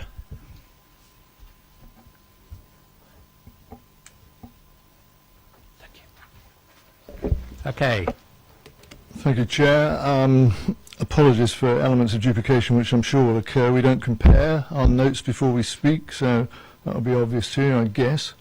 I also say this is a flawed report. I mean, I'm hoping that the committee will have an opportunity of taking some of it apart this evening, but I am here to ask this committee to join with me in rejecting the proposals which are before you, which I believe harm the best interests of the people of Basingstoke and Deane and have the potential to bring this council into disrepute. I join with others in saying how wrong it is to be giving away land allocated for leisure use for the benefit of a commercial property investor specialising in retail. I say it is indefensible for the council as landowner to be setting aside its own conditions in the local plan regarding the use of this site while saying to others you are bound by that same local plan. Festival Place, the Mals and the top of town, not to mention district centres, need our continuing support to prosper. I know this has been said by others, but it's an important point to make, not the creation of further competition to undermine their viability. I don't want this council to be subjected to further legal challenges, as I believe it can be, by Tesco's, for example, never mind other retail specialists, who were put off by the original brief prepared by Montague Evans, our well-known property consultants, who highlighted the restraints of the local plan conditions and stressed the regeneration of a leisure park. I do not want this council to form a development agreement with New River Retail on this project. New River Retail is registered in Guernsey, as are Montague Evans, by the way, in one of their offices. New River advertise themselves as a leading property investor specialising in retail. The real estate investment trust under which the company operates means that they must pay out at least 90% of their taxable income in the form of dividends. Companies usually register in Guernsey, not for the weather, but for favourable tax regimes. New River has donated money to the Conservative Party, not out of altruism, I hazard a guess. The finance director is the partner of the Conservative MP for Eastleigh, who amongst others is a major shareholder of New River. We have taken up these issues directly with the Chief Executive of New River, and we await a response, if they choose to give us one, that is. None of this is illegal, of course, but other descriptions apply in my view. How would the ordinary person in the street perceive the issues I raise? I couldn't quite understand why New River would express continuing interest in this project, having regard to the constraints applied by the original brief, emphasising leisure, but of course they have a history of working with Montague Evans elsewhere, so one can only imagine the conversations between the parties. The Montague Evans partner dealing with this project, by the way, was Simon Waugh, who is also a Conservative councillor elsewhere. I get the feeling we have some perfect circles being formed here, none of which are in the best interest of the people of Basingstoke. I don't expect those who control this administration to recognise the points I make about conflict of interest and the like, but I believe the general public will be interested in the issues, and I intend to make sure they understand it all. We will make sure there is public scrutiny of the issues. Clearly, I do not want this report going to Cabinet with the support of this committee. It is a flawed report, and a whole range of questions arise from its composition. I'm hoping the committee will deal with that this evening. Thank you, Chairman. Thank you very much. Now we come to the first of our members of the public, Ian Smith. And if you would like to very briefly say whether you're speaking as an individual or representing an organisation, because I had you twice on my list, one with an organisation and one without. Thank you. I'm speaking as an individual, not representing an organisation. Thank you, Chairman. I'm astounded that previous speakers haven't even defined what leisure is.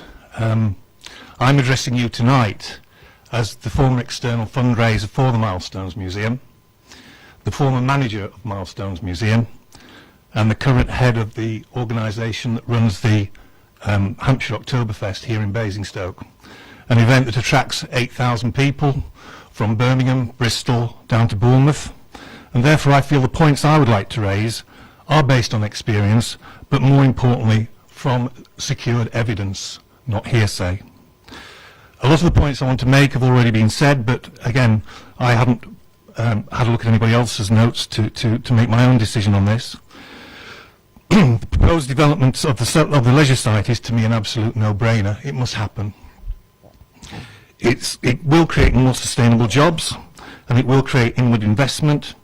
There will be greater spend within the community, money that is and that will be regenerated back into other retail and leisure providers, money that will be kept within the borough, not spent elsewhere. The creation and development of this community hub could contribute to many a company's decision to relocate to the town, based on perceived employee benefits and social provision. Other operators currently subsidised by the local authority on the site would see an increase in footfall, which would lead to less of a need for external funding support from the council. However, the main benefit will be in the value of time spent in Basingstoke. People will come from further afield to spend the day or the weekend in Basingstoke as opposed to just a few hours. Tourism will improve, hotels will benefit who are in the town centre, restaurants, pubs, cafes. The proposed 3 to 4 hour trip would become a day or a weekend. The site has good road access and is not overlooked by housing. It is a safe haven and is exactly the right place. I know this is very tough because I have to do occasionally. Just do your best. Okay, thank you. To say the creation of a retail outlet on site would have a negative impact on Festival Place is a complete and utter fallacy. They are completely opposite in what they deliver and are different animals in every single way. I urge councillors to view this proposal as an add-on and not an instead of, an opportunity and not a threat, because the evidence is there. Grab the opportunity. Thank you. Thank you. Yeah. Councillor Hart.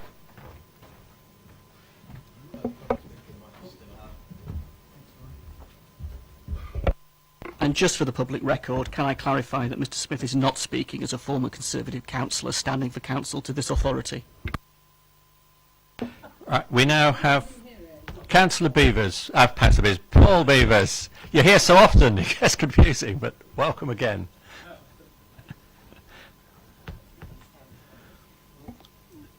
And you have two-ish minutes, okay? Thank you, Chair. I'm speaking as an individual. It is difficult to comment on only one high-level proposal with little detail. And if consultation is good for Many Down, it must surely be good for the leisure park. I would like to give recognition to the Council for the proposal for all of Saundersfield to become an ecology area, but it is not clear that is what is being proposed. It is not clear either what is meant by an ecology area. This might be a great proposal, providing opportunities for inner city children to learn about nature, as well as for restoring a now rare priority habitat. But is it? The report states that Saundersfield is circa 7 acres, but it's 9 acres.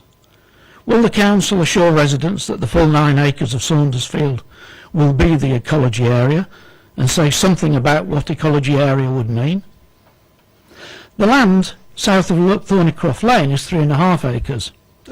It is a significant, narrow, linear space in poor condition. Combined, the two spaces would be 12.5 acres. Council consider this land for inclusion if it has not, should consider this land for inclusion if it has not already done so, for reasons of service drainage, pollution risk and control, for conservation, and because of fly tipping. I was then going to ask about the outside performance flexible space location, but Mike Bovis, I think, has mentioned that will be on the leisure park. Of concern to people downstream, as well as Buckskin, are any flood risk consequences arising from construction. Can the Council confirm that Saundersfield, when passed to the Council, will not be leased with the leisure park to the north? Finally, while raising money to fund services is clearly important, so are the sums generated, and for whom, the ways revenues are generated, and how they are dispersed. Yeah, we need a better model than debt-laden development fueling consumption reliant on yet more debt. Expensive instant gratification will benefit some, including those from miles away, while perhaps being inaccessible to many of our own residents. The new retail space has a disguised, unaccounted for, delayed, but no less real price attached on the natural environment that everything and everybody is reliant on. Thank you. Thank you very much.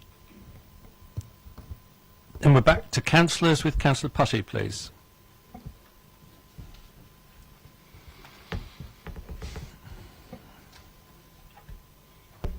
Thank you, Chairman. Our leisure park is dated, although it still attracts about 1 million footfall per annum.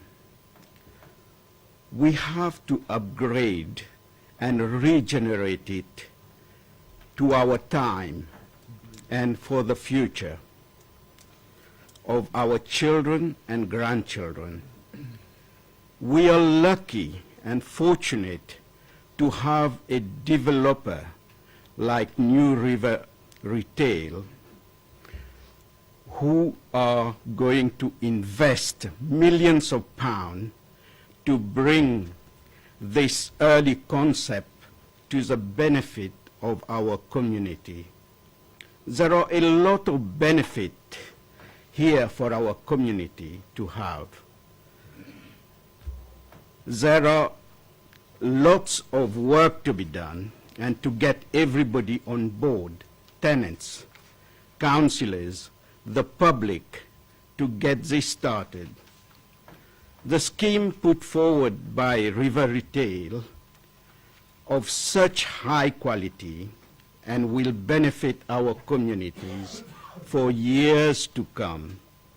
It will complement what we already have achieved with John Lewis, Waitrose, and Network Rail. It will attract thousands of jobs and create opportunities for the younger people in training in the retail and leisure industries. This great scheme will also attract local, national, and international visitors and tourists to our borough and enhance our economic standing. It will be of very little cost to our taxpayers, so we have to grab this. If we don't, then someone else along M3 corridor will snatch it, and our borough and our community and our taxpayers will be the losers. Most of all, it will be our children and grandchildren who will be the worst losers in time to come. Most of the councillors who talked here,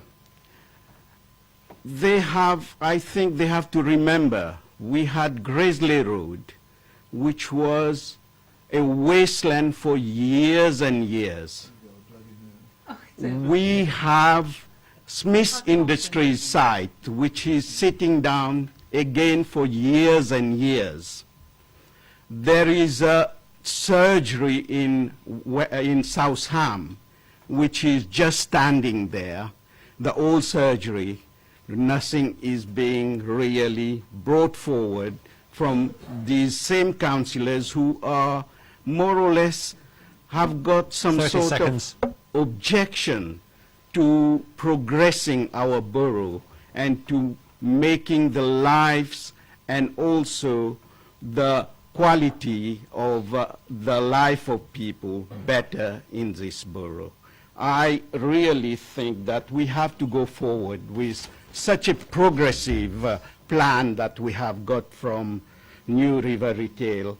And at the leisure park, I think we will do the level best for our community, for our children and grandchildren. Thank you. And last and certainly not least on my list, Councillor Tilbury.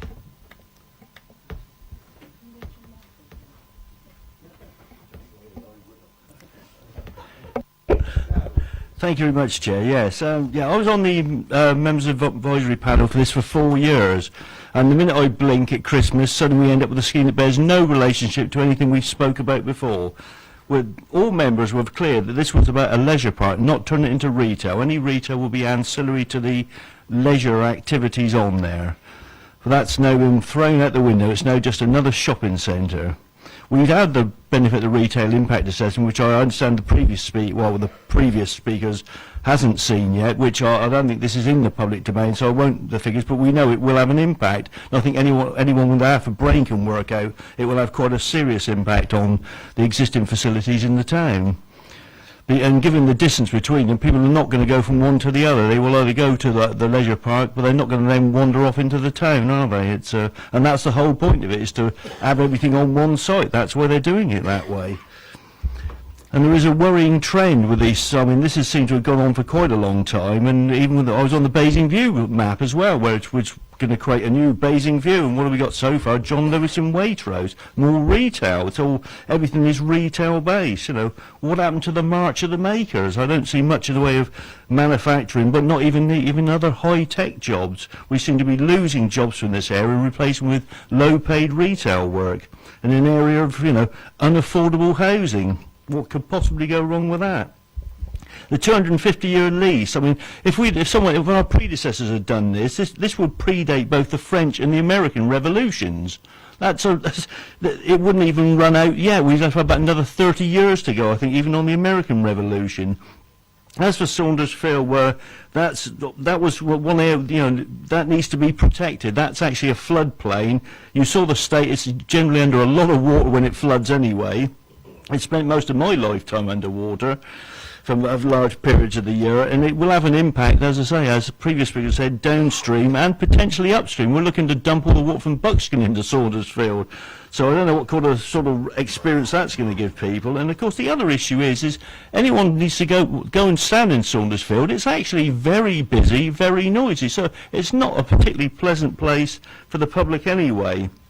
and the animals will poke up with it because it's probably the only place they're safe in Basingstoke these days. But as someone did mention Gresley Road, the only reason Gresley Road became available was because we stopped the dreadful scheme of micro flats, which this administration intended to put on there, which was a ghastly scheme of tiny little flats and such like on there, based on retail largely, with crappy little flats over the top of it there. Instead, we've ended up something which we can be proud of, but that was no thanks to certain people. So thank you very much for that. Thank you. Right, now that's all the member of public participation. These guys have been writing furiously, and I'm sure they're hoping I'm going to let them go through all that in the order you said it, but I'm not. I want to try and structure the debate. So what I'm going to do, I've written it down in a few headings, working with what may be the shorter ones. Are there questions as well? Yes. What I'm planning to do on each of my topics is first invite any comments from here, then questions, then debate on that topic, and then we'll move on. So I'm starting with the ones that, whilst they may not be short, simpler, may at least be shorter, ending with retail, which is clearly the biggest issue. So we can, may help to focus our minds on getting on with some of the others if we know that that's where we're heading for. So, as I say, I'll start with the things that maybe less to say about. Do you want to say anything about the conflict of interest between New River and Montague Evans? Councillor Potter's point. I'm not sure I even understand what that allegation was, to be honest with you. Okay, I'm sure he's not expecting the committee to endorse that, but and I'm sure it will appear in future in various publications, both paid for and free around the borough. But I don't think we. Yeah. I don't know how much work has gone on between Montague Evans and New River. My understanding is it might be one project in the past. But again, what we're on the receiving end here of is Councillor Potter's innuendo. He's trying to blacken reputations. He's not giving any real evidence. I can assure councillors that in this process of procuring a potential partner for the development of a new leisure park at Basingstoke, any relationship between Montague Evans and New River has had no impact on the decisions that have been made, has had no impact in relation to the work of officers. So I don't know where this sort of thing comes from, but I think it's mischievous as usual. Right, committee, any questions or comments on that? Yes, Councillor Bound. I just wanted to make one comment, Mr. Chairman. As somebody who's relatively new to the committee, I suppose what I'd like to do is actually just to put some clarity on it. If councillors are saying that the process didn't follow the procurement rules as stated down, the one thing that I would like to hear is a formal accusation and a formal complaint, and to have it fully investigated. Thank you. I'm coming later to the question of whether the retail bit is consistent with what the map was doing. We'll pick that up when we get near the retail bits. Yeah. Okay, that's the other fairly short point. Yes, Councillor Cousin. Thank you, Chair. I had a question which ties in with Montague Evans in regards to confidential Appendix 1. I don't want it to go into private session because it's a generic question, and it's a question for officers. Can they tell us why it's confidential, please? In terms of why is all the details of the leases? Normally we wouldn't put that in the public domain because it's the details between us and our individual tenants. If we were going to do that, we'd at least ask them the question, I think, really. Thank you. So why have Montague Evans put that on their website? It's all there, it's open to the public, and I've printed it off today. It's on their website. Fair point. Yeah. Point taken. Okay. Well, because I suppose the answer would be to that is that anybody who's going to bid for that piece of work has got to be able to see what the leases are in place. But it doesn't mean you you wouldn't widely put it in all the areas, I don't think, to be honest.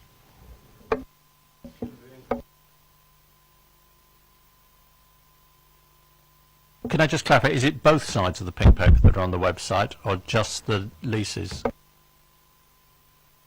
It's actually both, and in actual fact, the other side of confidential, Appendix 2, is actually in the officer's report tonight.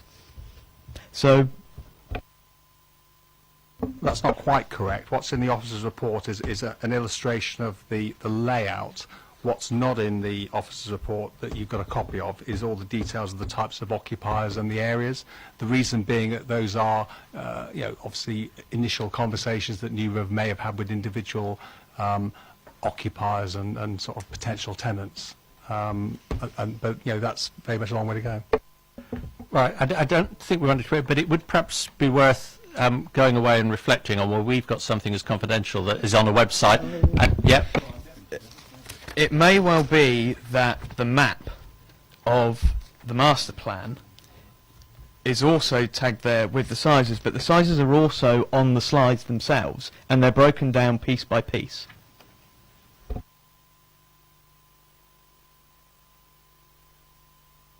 So, for example, you've got the cinema and skate park, and you've got the square footage on the middle of the tab.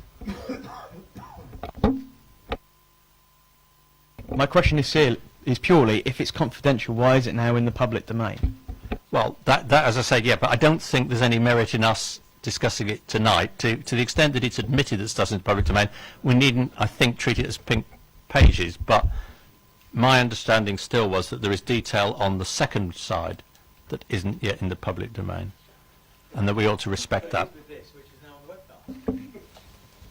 Well, unless you're seeing something I'm not, the actual slide in the pack that you had isn't the same as the confidential appendix 2. The layout of the actual units is the individual sizes with all the individual types, which is shown in confidential appendix, isn't in the slide in the presentation. At least I hope it isn't.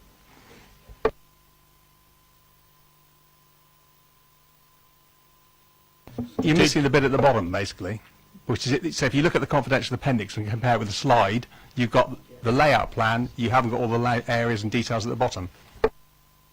The wider point, Chair, is purely about the confidential papers. When are they confidential and when are they not? Yes, well, and when you interrupted me, I was asking them to go away and think about it and let us know what happened, whether this is a mistake or whatever. I think we would like to know, but I don't think we want to pursue it tonight. I mean, it may be a conspiracy, it may be a cock-up, but I don't think we're going to get the answer just sitting here, so I would like to move on. The second point that a couple of people mentioned that I thought might have a relatively simple answer is why a 250-year lease?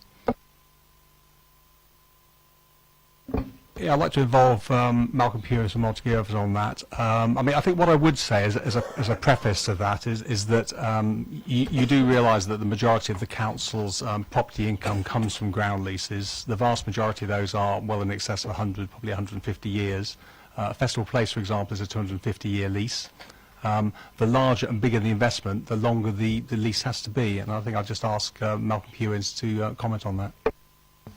Chair, thank you. Mr. Withers is absolutely right. Most of these major long-term schemes have lease tenures of 200, 250 years.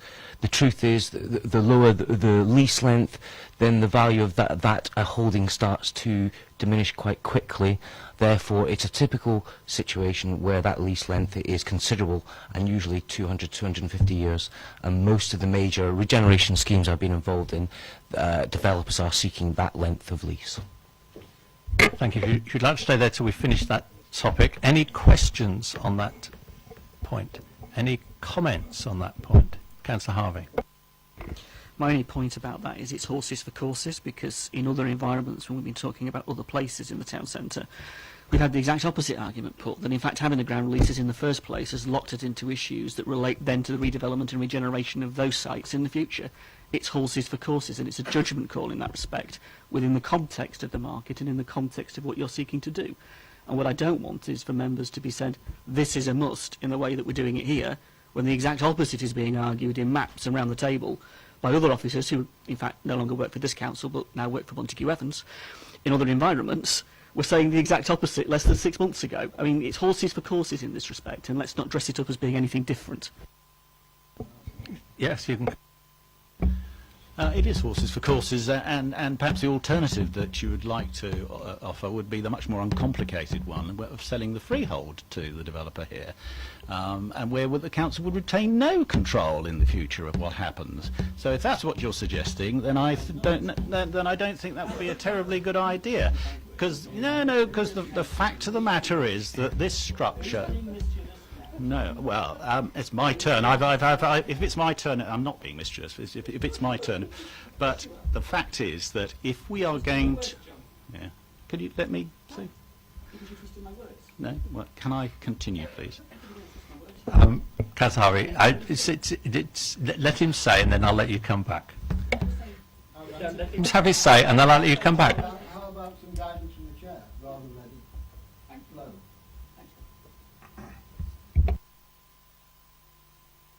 You've just had some guidance. I would like the portfolio to have a chance to say what he wants to say, and then Councillor Harvey can say what he wants to say about what has been said. The fact is that if we are going to secure this sort of level of investment, something in the order of £200 million or thereabouts, maybe Construction costs about 400 million tops.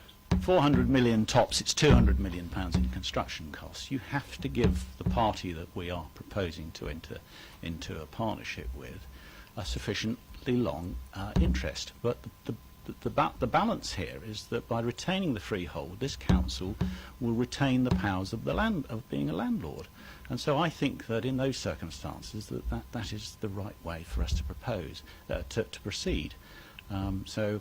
We're not going to get that sort of investment by offering New River a 15-year lease, Councillor. Thank you. Just to say, for the record, I'm sure you were saying that you were not in any way, shape or form suggesting that the alternative was to sell the freehold. So I'm happy to put that on the record. But does anybody feel that we ought to express a view on an alternative to 250? I mean, I think we've made the point that it's a long time. There might be other periods that were consistent with, 200 might be enough, but I think we just leave it with that the points have been made. We've been told that's consistent with normal process. I can think of a lease that's 999 years that we're part of, so it's not out of the question. So let's leave that at that. I'm not sure how much you can say about this, but there were 2 or 3 comments, Mike, about your summary of the evidence that isn't in the public domain was, I think, disingenuous. It may have been called at one point, and 1 or 2 other things, and I assume you were writing down some bits you wanted to say in response to the comments on your paper, and this is your chance to say them, please. Yeah, I think what we're trying to get across here is that the work that's been done so far it's like a check, really, to make sure that there are no obvious, complete showstoppers, if you like. The areas that we looked at and using consultants was around the highways part, it was around the retail impact, and it was around sort of viability. The logic was not to say, and the answer is it's all absolutely fine. It was to say, are there any obvious things that jump out at us? What we were trying to do there is basically just make sure that when we came back to members, it was something which had the possibility of being delivered. Now, there's a lot more work to be done, particularly around retail impact and particularly around highways, and that work will have to be done by New River as part of a planning application. So in the event that we did decide to partner with New River on this work, one of their next pieces of work would be to actually do that planning application with all the supporting evidence that goes with it. They would be at risk to actually deliver the planning application. So if the planning application wasn't achieved, that will be at their loss, if you like. You're talking in terms of, I think it'd be fair to say millions of pounds in terms of the work to do that. So a significant investment in terms of detailed work. So obviously a lot of work yet to be done. So what if you think about it in terms of high-level overview, looks sensible, but a lot more work needs to be done. That's what we've done so far, and I think it would be. Would it be opportune to ask perhaps Malcolm and Dr. Norris to comment at this point, or would you rather leave that to the next session, next part of it rather? We're definitely coming on to traffic, and we're definitely coming on to retail and to flooding. So we're okay. Anybody want to any questions or further comments on the report? Yeah, the relation between the report and the evidence. Councillor Harvey. Thank you, Chair. Just for the record, I think the issue that's been raised in regard to the report is the notion of summaries and opinions from officers, which is fine in the context of having the evidence in which then to set it against. And I think the standard in the Council has been that where reports and evidence is referred to, for example, the highways, the viability and the elements that are referred to, we would see the work that the officers have seen to a certain extent to back that up. Reports have always had that level of support, not just an officer opinion based upon it or an interpretation. So when I read the retail impact study, I read far more into the balanced view, the judged view of Carter Jonas in the way they've gone about it, which sets out the risks and the benefits, but also identifies concerns in the way that we should be taking it, that are slightly different, in my opinion, to the way the officer has interpreted it in the report. Now, I don't have that report in this, either in pink papers. That has not been attached to this in pink papers. It has been put in group rooms. But what I'm saying is that in members, having the report information with the report is important. So the comment about your report, Mike, is in a sense the summaries and the interpretation you've given over and above the evidence, which we don't have on highways, which we don't have on viability, which we don't have on the other bits that you refer to in here. Now, if it's ongoing work, you should say it is and point us in that direction. You haven't done that. You've actually drawn opinions. That's the point that's being made. Yeah, okay. But just to be quite clear, these are all summaries of things that are in the group rooms. You're not suggesting that... No?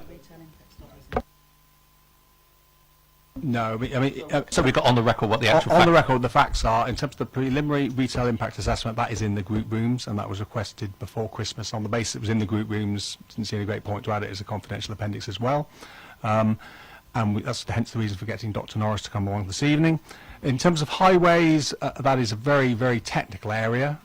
So, quite a high reliance on the output from our principal highways officer, who again I've got along to come along today. And again, I just stress the fact this is not saying the answer is it's easy or it's simple or it's definitely doable. What it's actually saying is at the moment we can't see any reason why it shouldn't be doable, but we do accept the fact there's an awful lot more work to be done. And all those areas, that work would need to be done by New River at their risk to actually bring that about. So you're only a tiny way down the journey in terms of highways and in terms of retail impact assessment. Okay, thank you. And we will cover both those tonight, but yes, I picked up that there was a lot more work to be done on those. The last of what might be the shorter or simpler points was a criticism of a lack of public consultation on what the public want from a leisure park.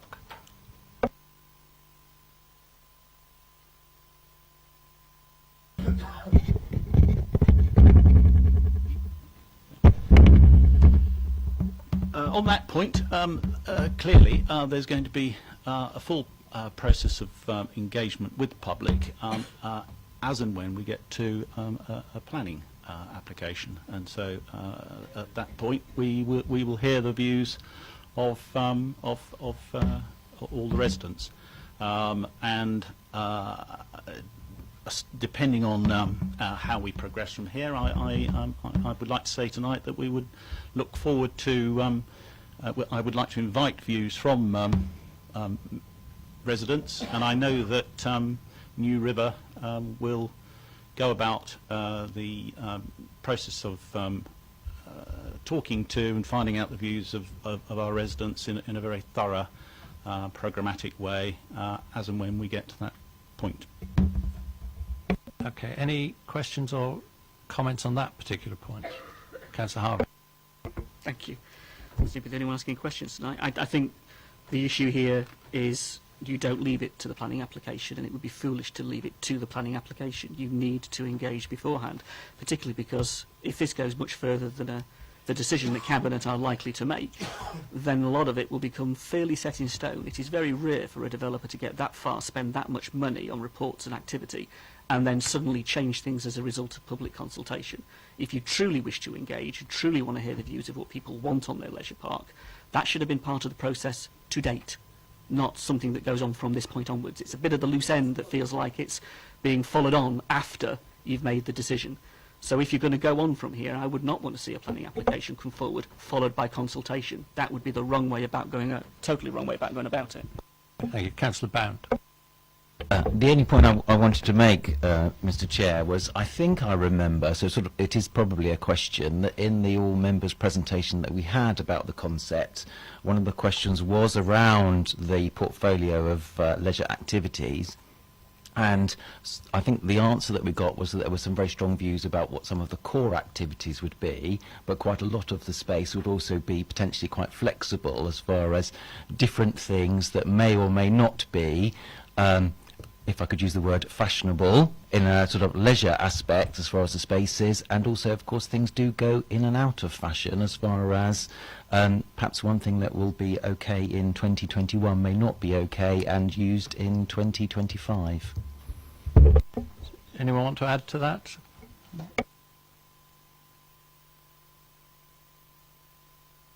Well, I can, if I could just start and refer to Councillor Bound's point of view.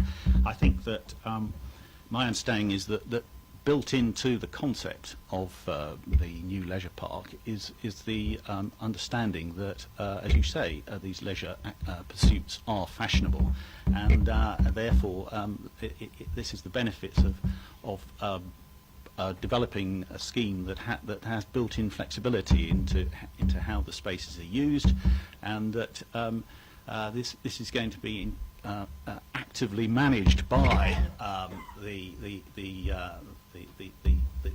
developer, and they will make sure that they are maximising the types of leisure activities on the park that are going to be of most interest and the most contemporary ones for residents. I don't know if New River want to add anything to that.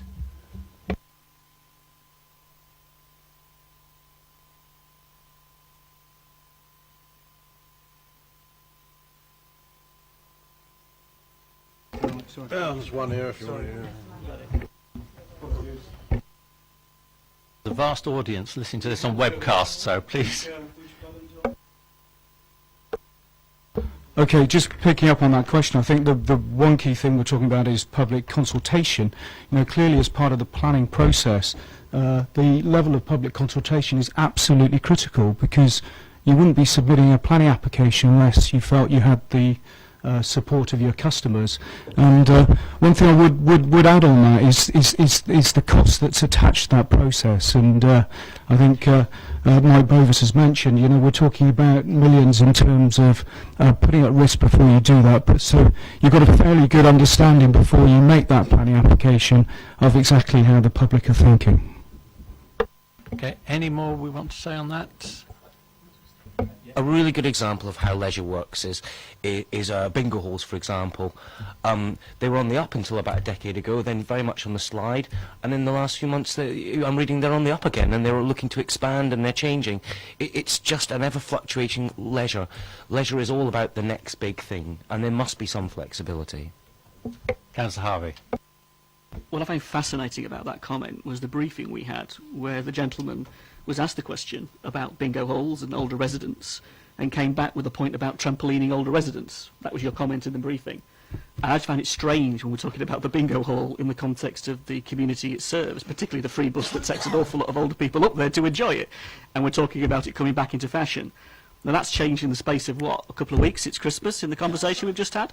But I find it concerning, with all due respect, the flippancy with which the response came back about, well, don't worry, older people can enjoy trampolining. Well, no, they don't. The bingo bit is important, and just put that on the record. You know, trends change and people change. I was disturbed by what you said in that respect. I think tonight's comment was clear, that things change. Do you want to say anything about what you said at the previous briefing that I wasn't at? So, no? Okay, we'll let that one pass. Right, on to what are the really substantive issues that several people went to. We'll start with Saunders Field. I picked up three particular issues. Flooding. Is this an ecology area? What do we mean by it? And is it really one, or is it a park? I wasn't quite how it was put, but I think that's probably the question. What was the area? Because I think you said 6 or 7, and then somebody said 7, but Paul Beavers reckons it's 9, so are we talking about the whole of it? And then the question was particularly posed, will it be leased with the leisure park? So, yeah, I'll let them have their bit, then it'll be questions. Right, okay. On the point of Saunders Field continuing to serve for any flood plain purposes, absolutely. It must continue to do so. It's essential that. So anything that might be proposed for Saunders Field would have to take second place to and be completely subservient to the need for Saunders Field to ensure that it continues to serve the role it does serve in ensuring or help in inhibiting flooding. What is meant by an ecology area? There's more work to be done on that, and Paul, we'd welcome your input. We'd like to know how we make the best use of that, so that we can conserve wildlife and habitat, but at the same time, and I'm sure you would go along with this, make it a place where our children can learn about nature, particularly those living in urban areas. So I think that we've got a great opportunity here. So I would welcome further work and your input on that, please. What the area of Saunders Field is, I'm going to turn to Mike Bovis to see if he can clarify the numbers. Yeah, this was raised today actually by, is it Kathy Williams, is it? One of Paul's colleagues anyway. The answer to it is that it's just the area that we own there is that there's about 6.5 acres of land which is ours absolute. There's another 1.5 acres or so which is subject to highways rights. So to actually do anything with that land, we would have to get the highways rights lifted. So 8 acres in total, yes. Only 6.5 or so, just under 7, which we can actually use. But we will talk to the county highways and see whether we can lift that in due course. But at the moment, we haven't got the right to do anything with it. Can I just clarify? So the red area bounding an area on the map you showed us about an hour ago, that's the 6.5 acres, is it? No, that is about 8 acres, but a chunk of that actually is something we can't do anything with because it's subject to highways rights. Okay. And, it was originally acquired in relation to Thornycroft Roundabout. Right. Questions on Saunders Field, and oh, sorry. Your pardon. The fourth point, which was, will it be leased? No, I don't think that's the intention. Actually, the plan is that any investment that needs to be done to create an eco-conservation area, however that is finally determined, will be paid for by the developer, and it will include a not inexpensive footbridge linking the Saunders Field for the first time with the leisure park. I think footbridges come in generally at about sort of £1 million a go or thereabouts, so that will be provided. But thereafter, the ownership and the running of the eco-conservation area, or whatever it becomes, will be in the hands of Basingstoke and Dean Borough Council. Thank you very much. Right, now I saw Councillor Hussey first, and then Councillor Jones, and then Councillor Cousins, and others can get ready if they want questions as well. Okay, Councillor Hussey. I know it's a rather pretty diagram and it's only indicative, but it does show a much reduced surface area for the floodplain there. And I used to be the councillor of Brookvale, Kings Felling in the 80s, and the open culvert between George Street and Lower Brook Street used to regularly flood into people's gardens. And in today's news, there's a new study which shown that the work of the Environmental Agency in trying to improve the drainage of floodplain areas has been guilty of actually creating flooding lower downstream. But my question is, when we consider that area, assuming that everything goes ahead, when we consider that area, will we make certain that we don't change the drainage without first understanding the implications of new information that's coming to light now concerning the recent floods across the country, which seem to be exacerbated by maintenance work by Environment Agency? Point taken, Councillor Hussey. You make a good point, and we will make sure that those guidelines are followed. If there are any changes to the drainage, it will only be ones to improve it. But yes, it's a fair warning. Jones. Thank you. My question is, well, I'm pleased to hear that it will still be used as a floodplain, but my concern is that restrictions on it, if the public are using it, and God help us if we do get another flood in Buckskin and the water is pumped up there, what I don't want is a restriction on how much water we can pump in there, because the public's using it. Can we have that clarified in as much as it will be priority rather than people?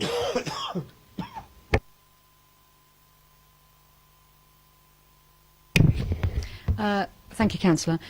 We absolutely understand the concerns regarding the flood alleviation measures that are currently under development for Buckskin, and we can assure members that the purpose of the design of this zone would be that should it be needed to be used as a flood alleviation measure, it would be done. That would be done so, and effectively we would close that area so that that part could follow. Thank you. That was a good, clear answer. Councillor Cousins. Thank you, Chair. I've got a few questions, if I may. From the artist's impression that we see that there is a permanent body of water on Saunders Field, can the portfolio holder and officers understand residents' concern that that site will permanently have water on it, given its consideration that it is a floodplain in flood zones 2 and 3A? Yes, absolutely. It's an artist's impression. It's conceptual at this stage. It would be nice, but maybe not practical. It may not be achievable, but whatever we do there, ultimately, it will not put residents at any greater risk. I understand that it is a artist's impression, but when you look at the engineering options and appraisals for land south of the leisure centre, which is Saunders Field, and I have a copy here courtesy of the Montague Evans website. I've been accused of scaremongering, and I want to clarify that, because in 3.3.4 it does say that if certain options were pursued, that for example new formal access, then it could be used for water-based leisure activity. So could you put this to bed, please, that that's not an intention? I haven't seen this, so I can't really comment on it. But I don't think that there is that if there is any there's no intention that we would be coming forward with a scheme of that sort of nature. Yeah, I mean, just sorry, left me with a thought. I wondered whether feeding ducks was a water-based leisure activity. But anyway, I'll let you ask your next question. I mean, it concerns me that you've not seen the report as a one-off. Something else that I want to bring in is that also within this report it talks about access to the site, but it talks about access from Grafton Way, not via the leisure park. So can that be cleared up, please? Is it access from Grafton Way? Is it access from the leisure park across Churchill Way West? Is it both, or is it none? Again, the current thinking, and this is the work that's been done by New Road today, it would as assume that there will be access across from the leisure park, because getting across from the leisure park currently is actually a bit of a difficult route. So putting a bridge across would be a solution. It's an expensive solution, but yeah, that would be, you know, if you're going to use the land properly in conjunction with the leisure park, that would be the obvious best solution. But can I just say, it was also pointed out, I mean, it is slightly difficult that none of us have seen this, including the people trying to answer the questions. I mean, we don't even know if it's a contemporary document. I don't know whether anyone knows, or whether this was an earlier bit of work that's been superseded. But we maybe get an answer on that point, and then I'll let you come back to your other question. The documents you're relating to have come off the website, which is the information provided to bidders. I understand it was collated over a number of years previously. At the time of writing that document, they of course had no awareness of what the final scheme or concept schemes may be. So my suggestion is that a range of proposals were put in these papers in terms of how they saw it fit at that time, notwithstanding that proposals may come forward and change their views. So you're reading something that's probably undertaken, forgive me, 3 or 4 years ago now, and collected as part of the data centre for developers to consider and then input into their proposals overall. Thank you. But I think the clear answer was the present intention. It's talking about access from the leisure park across a bridge. Next question. Rather a comment than a question, in the hope of being supportive that should Saundersfield be opened up, offering an alternative, which is as a floodplain meadow. And I would urge, if this option is to be thought about, don't put a permanent body of water on Saundersfield. Leave it as a floodplain as it is, but you can have your ecology area through a floodplain meadow. There are plenty of links to the floodplain meadow partnership, which is run by the Open University. They would be more than happy to talk to us about bringing this forward. You get the opportunity to grow wildflowers, you can have bees and wildlife, you still get the educational aspect, but you get around the risk and the fear of having a permanent body of water on that particular piece of land. Can I just ask, what would our role be in the design of what goes on there? I know you said we'd be managing it, but who is this a point for? Is this a point for us or a point for New River? It's a point for both of us, because the idea is that we would be working together as partners on this. But to answer the point, what you say, Councillor Cousins, I hear, and you may be right.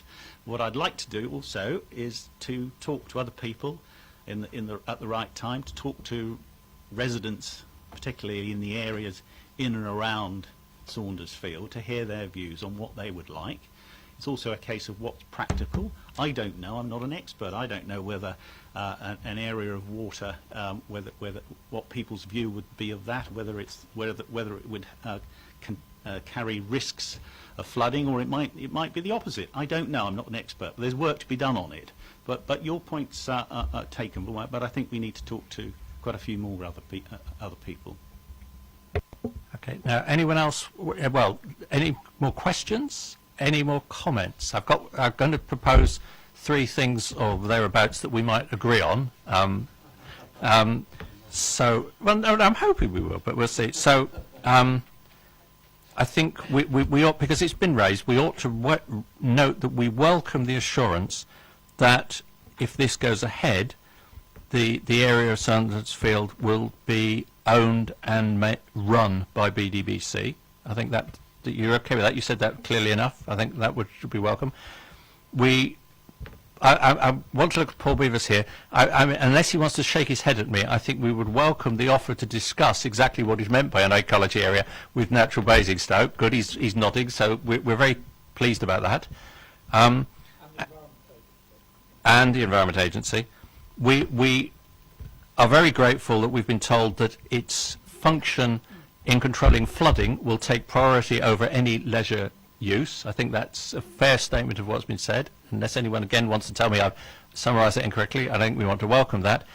And I think I hope we would want to support Councillor Cousins in inviting the portfolio holder to take very seriously the extent to which there should, if any, there should be an open body of water on there. I mean, there might be a case for a much smaller bit, but I think all we can say at this stage is please go away and think about that in particular. But you can come back on that, and if you can persuade a majority that want to say something stronger, we can. But Councillor Harvey was first. Oh, okay, Councillor Cousins. Just purely to say, Chair, that I would not endorse any permanent body of water on Saundersfield.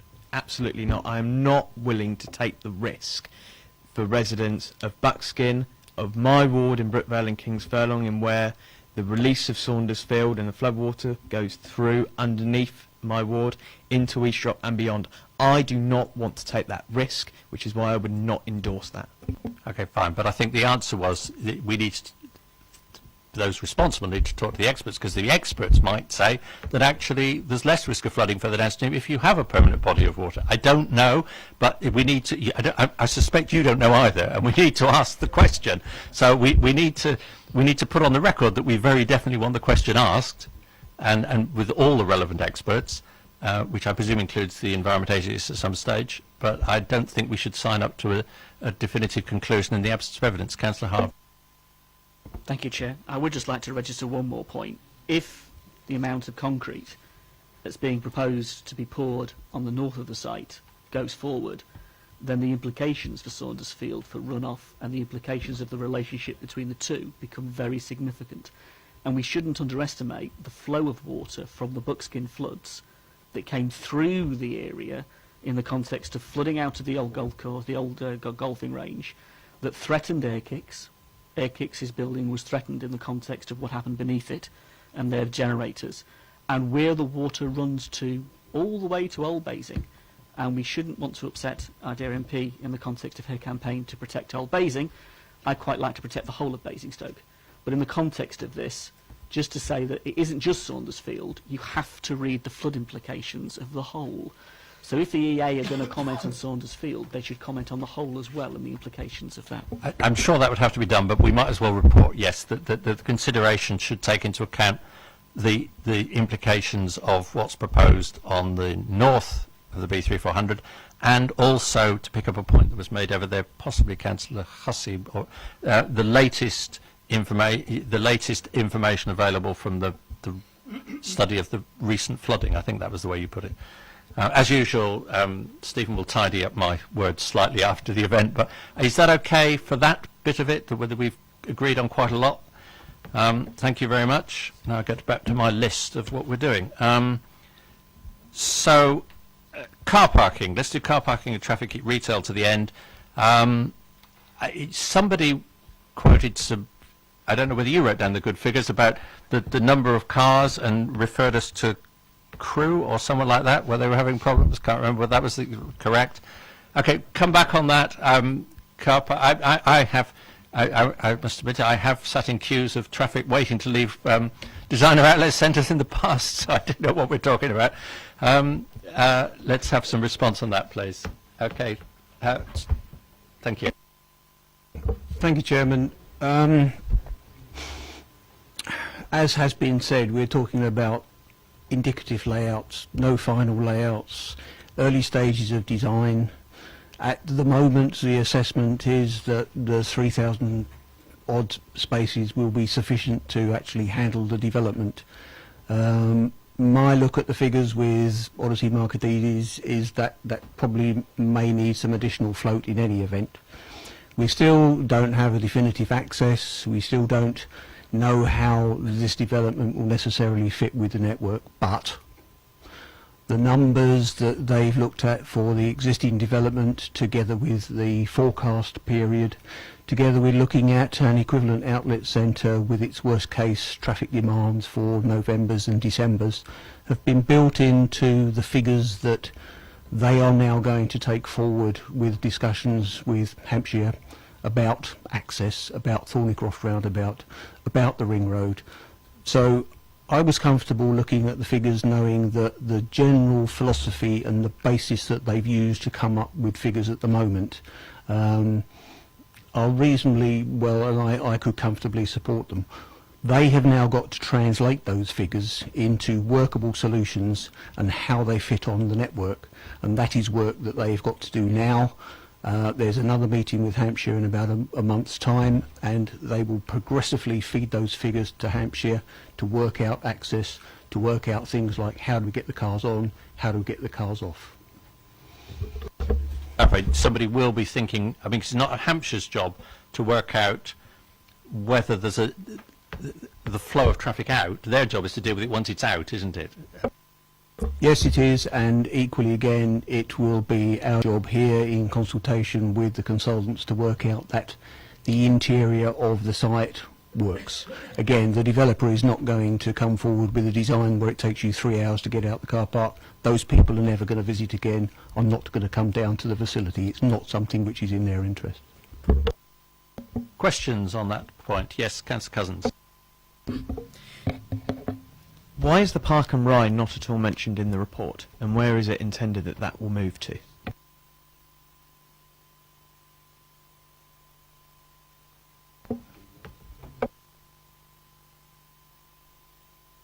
There, you've stumped them. They're thinking. I'll take it.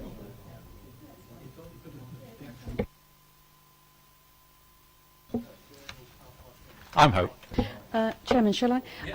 Councillor Cousins, you've asked a very specific question there, and I'm unable to give you a firm answer like I did for the flood alleviation. But clearly part of the concept of the park is that it supports Basingstoke as a whole. So therefore the concept of linked trips to our town centre would be fundamental. So therefore, although it's not specifically detailed, there would need to be a way to take residents, visitors backwards and forwards to the town centre, and might I suggest an easy way to do that would be a park and ride. That isn't the matter that we've discussed in any detail, but we know our park and ride use also supports Basing View and other areas of the town, so we would need to consider that. So my apologies, it's not specifically detailed, but it's a matter that we'll build into continued negotiations with New River.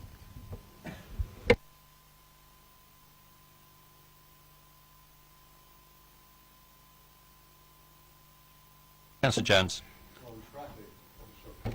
On traffic, I still have major concerns. I did raise it at the briefing. My ward, and actually where I live, it's not in my ward, is Kempshott Lane. People coming off the motorway, especially if they're coming from Southampton, Portsmouth way, they're going to go that way down into the leisure park. And we struggle enough now to get backwards and forwards to work, and I just wonder what work will be done to see what can be done, because we've also got Moneydown coming up, so there's more traffic. We've got single carriageways, and something needs to be done before we sort of go ahead and find out how we can get around these issues. Anyone want to comment on the specifics of the traffic, particularly Kempshott Lane? I thought you mentioned Kempshott Lane, that was all. It's a subject. Sorry, Buckskin.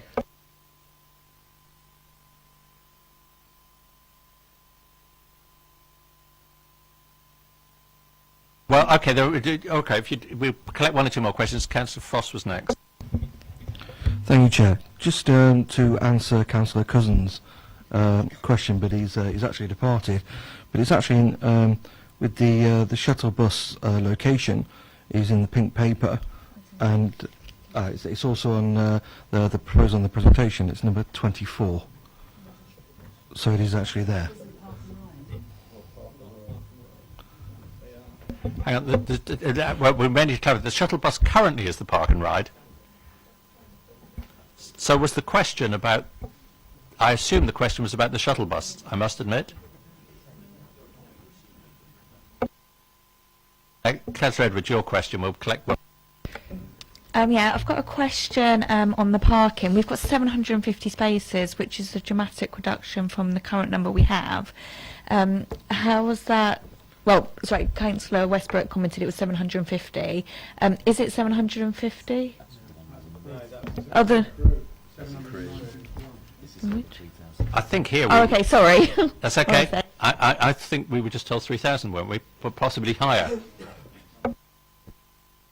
Chairman, the existing is a much lower figure. Yes, the proposal, as it stands at the present time and as reported, is 3,300.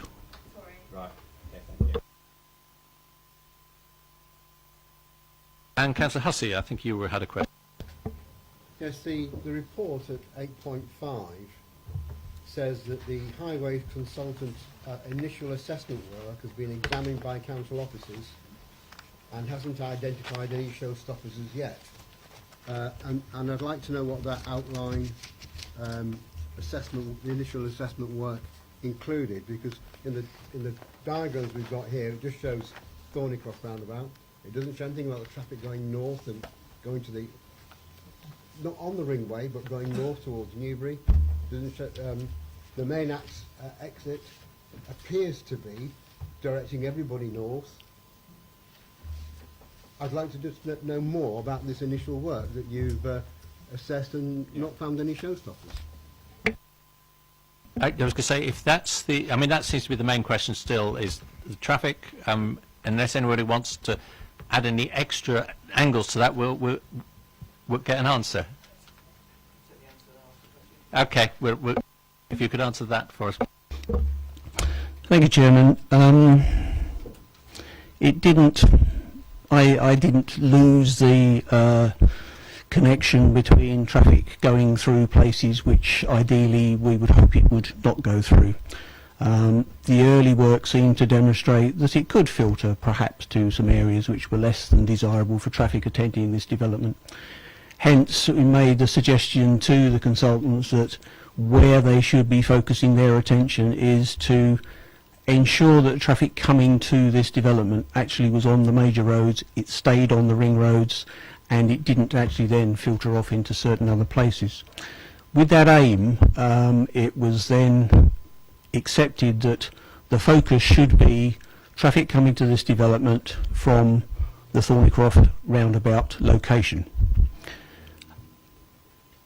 The consultants actually had access to the Hampshire design model, which is Hampshire's model for Basingstoke with its local plan, development added in, and a degree of medding down. The consultants also had figures based upon the existing usage of the site. They also had access to fairly detailed information about an outlet design centre which has recently got permission, and the figures and the sensitivity about developing the number of trips from that was also included with their assessments. Having got all of that base information and base information about the network, all the figures were grothed up to a 2019 design year on the basis that the Hampshire design model goes up to 2031, but there's very little fluctuation in the output from the Hampshire model between 2019 and 2031, and the 2019 figures seemed reasonable upon which to actually forecast the likely trips to the development of the size which is currently up for discussion. So the trip figures were based on actual survey data, growth up, and actual data from an equivalent outlet design centre, all built onto the Hampshire design model to get a feel for what we're looking at as potential showstoppers, as has been described. Were we really looking at Thornycroft roundabout? Were we really looking at parts of the ring road which would just have to be upgraded to motorway standards, for argument's sake? In conclusion, looking through and modifying some of that work and focusing the access at the Thornycroft Road roundabout comes out as being the key thing that the consultants together with Hampshire have got to look at fairly swiftly, because Hampshire have got design works for implementation on site 2017-2018. Their actual final design for that roundabout hasn't definitively started, but they have some fairly clear indications of what they would hope to do with the Thornycroft roundabout. Hence we have this very small window for the consultants to work with Hampshire to put a worst case traffic scenario for Thornycroft roundabout to see what the impact is. Once that has been done, then there are various options for how you access the development site, but again using the Thornycroft roundabout as the basis, such that if people put in destinations in their sat-navs, they will be kept on the major road and primary networks and fed round to the Thornycroft Road locations. That is work which has got to go on, but the report says at the moment, having examined what has been done, we haven't identified any showstoppers as yet.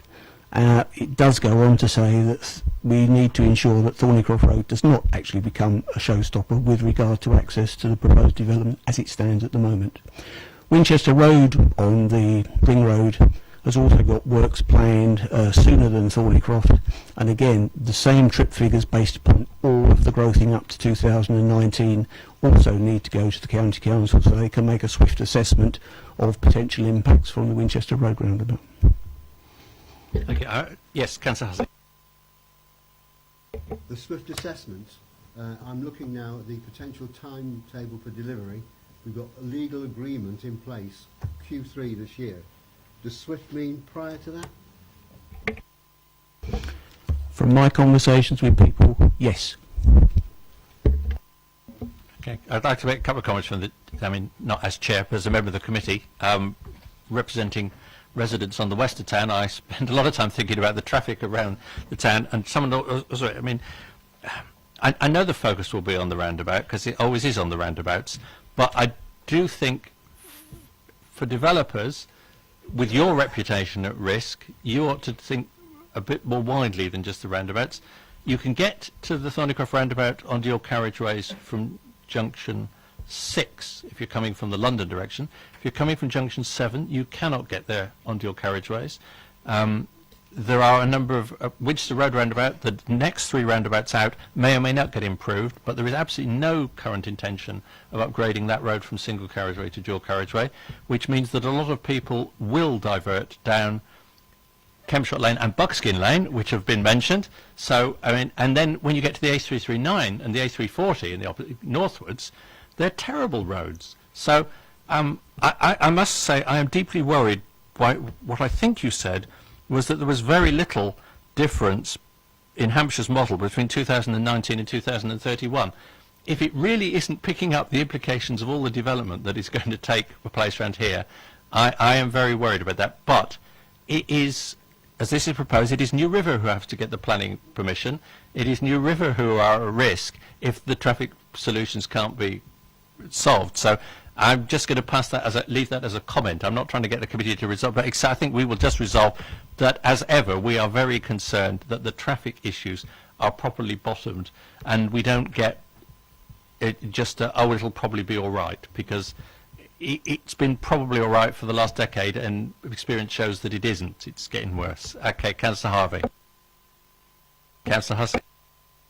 I fully support what you've just said, but I want to make it clear that the impact and the cost of resolving that impact is made clear before the legal agreement's in place. What I don't want to see is, oh, well, that's a planning process. Because once we get to development control, with the best will in the world, the political pressure on the ruling party to push that through development control, and don't say there'll be no whip on, the number of decisions that go to development control, that side votes one way and this side votes the other. It happens. No whip, but it happens. The political pressure will be huge. So a lot of these issues have to be brought forward and developed long before we get to that stage. Does anyone? Yeah, well, I'll come to you. Did anyone want to comment on that particular point? I mean, because that is different. My point was that I thought you know the timetable for the agreement was rather quicker than to enable this to be fully bottomed, and the time for it to be fully bottomed was when it came to planning, when it's not us that is at risk. So, but tell us, comment on what I've said and what Councillor Hussey said, please. I can count on the first bit, and that's that we've already had a meeting with Hampshire County Council Highways, and as Jeff said, there's another meeting arranged in the near future.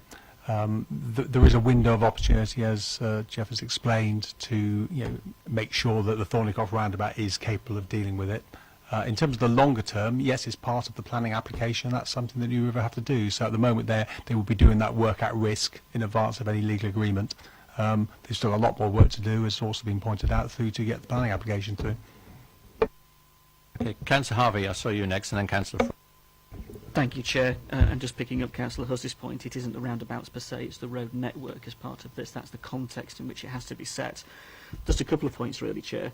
In terms of this, we are talking about the main routes in that aren't just the Thornycroft roundabout. As we say, we've got Winchester, Reading Road roundabout, the Aldermaston roundabout, that all link, and then come over to this side of town and see the way the Blackdown roundabout will change, but also the context of Hackwood and so on as you go through the network. Now, each of those have been assessed in the context of the local plan, have been assessed in the context of our infrastructure delivery programme, and have also been assessed by county in the context of, yes, going to 2019, but as we know from the evidence that was given to us sat round the table by county officers at planning and infrastructure as was, and we now have EPH, they know that they have a funding hole the size of £140 million, but a significant proportion of that relating to highways improvements that would be required on the road network to cope with the local plan as is. And that doesn't factor in the context that we're now talking about that such a major development would have on the road network. Now, I would not want to go down the line of entering into legal agreements or pressing the green light for New River until I was confident that they had a genuine solution or a genuine proposal that addressed those issues. Where we've done that, and where we've found ourselves short with other developers in other parts of town, they are no longer contributing to the solutions on those roundabouts. We will have to find the money. The public purse will have to find the money to find the solutions to those issues. We don't want to repeat our mistakes. And in terms of throughput of traffic, the one thing I will say about Waitrose and John Lewis, as positive and as good as it might be, in all the contexts that people have said, experiencing the traffic change of culture that has taken place is an important thing to think about. Local roads in my ward have taken the brunt of that culture change, the parking change, the notion of people parking in the ward and walking to some surrounding communities. So the retail impact is one thing on site. The leisure impact is one thing on site. The context in which it sits in the community, as others are saying, is equally important. We don't have a jot of evidence in front of us that these guys have got a clue that they could ask for a solution to that wouldn't leave us in the future having to dig deep into the public purse. And I wouldn't want to go down that road before we had those solutions. I really wouldn't. I know that point. I would just observe, actually, that is not accurate. I mean, the Hampshire model may or may not be a good model, but they have actually had access to it. It's a pretty detailed model. So they have been doing the work on the network, not just on the site. That model takes account of the funding gaps and takes account the county admits it can't service the need that's being created. The model is only as good as the money that's on the table to fulfil it. Yeah, okay. Councillor Frost. Thank you, Chair. I just want to reiterate really what other people have been saying about traffic management, in the fact that whilst I represent a ward that's on the west side of Basingstoke, I live on the east side of Basingstoke, and what is absolutely crucial is a 360-degree approach. I work in Newbury, so I go down the A339, and it is bumper to bumper already, let alone having whatever proportion of 3,000 cars going through there each day. We then also have the issue of Blackdown Roundabout, as is at the moment. Okay, we all know what a rat run and what a mess that is. Okay, and so really, before we go too much further, I really want to be reassured that that work is going to be bottomed out and sorted out, so we don't have we aren't sitting here in, say, 5-10 years' time saying what's happened to the traffic, because we haven't thought ahead and bottomed out everything. That this fantastic opportunity, I want to stress, this is a fantastic opportunity that we're presented with here. Okay, but I don't want it to to fail the residents of Basingstoke just because we haven't sorted out the traffic in the wider sense of the area, not just on the site. Thank you. Councillor Isaac wants to comment. Yeah, just I'm hearing all these concerns, and of course they're right, and it's going to be a key component of taking this forward, that we are satisfied that we have got the right highway solution. So that point is taken on board.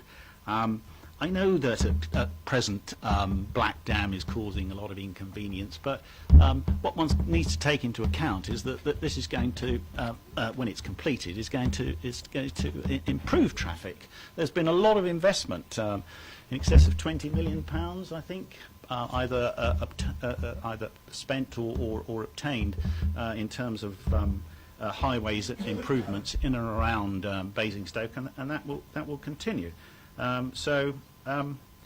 Point taken, but I'm confident that when you take into account the fact that a lot of the visitors to the leisure park will not be coming at peak times, and therefore they'll be able to smooth out the traffic numbers. I think, and with the correct signposting, that will assist things greatly. But concerns are noted, and there's work to be done on that. Okay, just in case anyone thought we were still on questions, don't hold it. If you've got any comments, make them on traffic and parking. Councillor Cousins.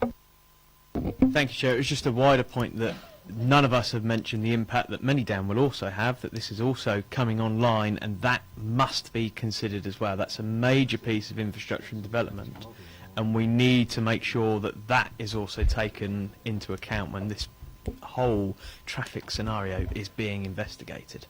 Indeed, the gentleman here did say that Hampshire's model takes into account at least part of Many Down, although I hope within the 250 years of this lease the whole of it will have been built. But so I worry why it's only part, but there we are. I'm just trying to trying to work out what we can say on this. What we would like, I think we need to record that there was widespread concern around the committee about the implications for traffic. We recognise, I think, that a lot of urgent work needs to be done with Hampshire on making Thornycroft Roundabout the focus, and we would, I think, probably endorse the making Thornycroft Roundabout, and that's the best chance of keeping the traffic off the road. You don't want it, the focus. But we encourage everybody involved to look not just at the junctions, but at the roads in all directions. And this is the bit, I think we can say all that without fear of contradiction. The bit I'm not sure about is how far we can expect that to have got before the legal agreement is signed in potentially the third quarter of this year. And I think we would like, as a committee, to see substantial progress on identifying solutions to these issues before the legal agreement is signed. Can you live with us saying that? Yes, you can say it, yes. Fine. Okay. Fine. Committee, are we happy to say that then? We want to see substantial progress on the identification of solutions to this before the legal agreement is signed. Yeah? Okay. Fine. Good. Which brings us to retail. I'm not allowed to ask the 9:30 question at 9:25, am I? Okay, well, right. Okay. Right, fine. Okay. In 5 minutes' time, I will have to ask us how much longer we want to go on tonight, just so you know. But we're not going to stop at 9:30. I can assure. Well, I'd be very surprised if you all decided to stop at 9:30. So, retail. Let's do the bits one after the other, but let's link them together. But there were two things said. One was the way, the sort of mission creep point, that originally any retail was supposed to be ancillary to the leisure, and now there is a question mark, is this retail ancillary to the leisure or merely funding it? And the second question is, how confident are we about or well informed are we about the impact on the town centre, the out-of-town centres like Brighton Hill and possibly even Chinham, and on local shops, all of which got a mention. So over to you first, and then we'll do questions, and then we'll do debate. Thank you, Chairman. On the question of leisure, the point I'd make here is that we are looking at proposals which would double the amount of leisure on the park. It would be the largest leisure park in the UK, is my understanding. And so I think one needs to realise just by how much the leisure opportunities to our residents would increase. It is a fact, and we've heard from the expert on this, that if you're going to be able to achieve a new state-of-the-art leisure park, you've got to be able to afford to do it, and a way of affording to do that is to provide something like a designer outlet centre. We saw the original proposals from New River, and they were really a sort of patchwork quilt of trying to smarten up the existing leisure attractions and infill with a few others, and it would have left this council with the cost of upgrading the aquadrome, something costing us something in the order of 4 million, if my memory serves me correctly. The other point I'd make is that for a lot of our residents, in their free time, shopping is a leisure activity, and we shouldn't just because it doesn't fit in with our conceptions of what constitutes leisure and what constitutes retail. We shouldn't abuse what they regard as a leisure pursuit.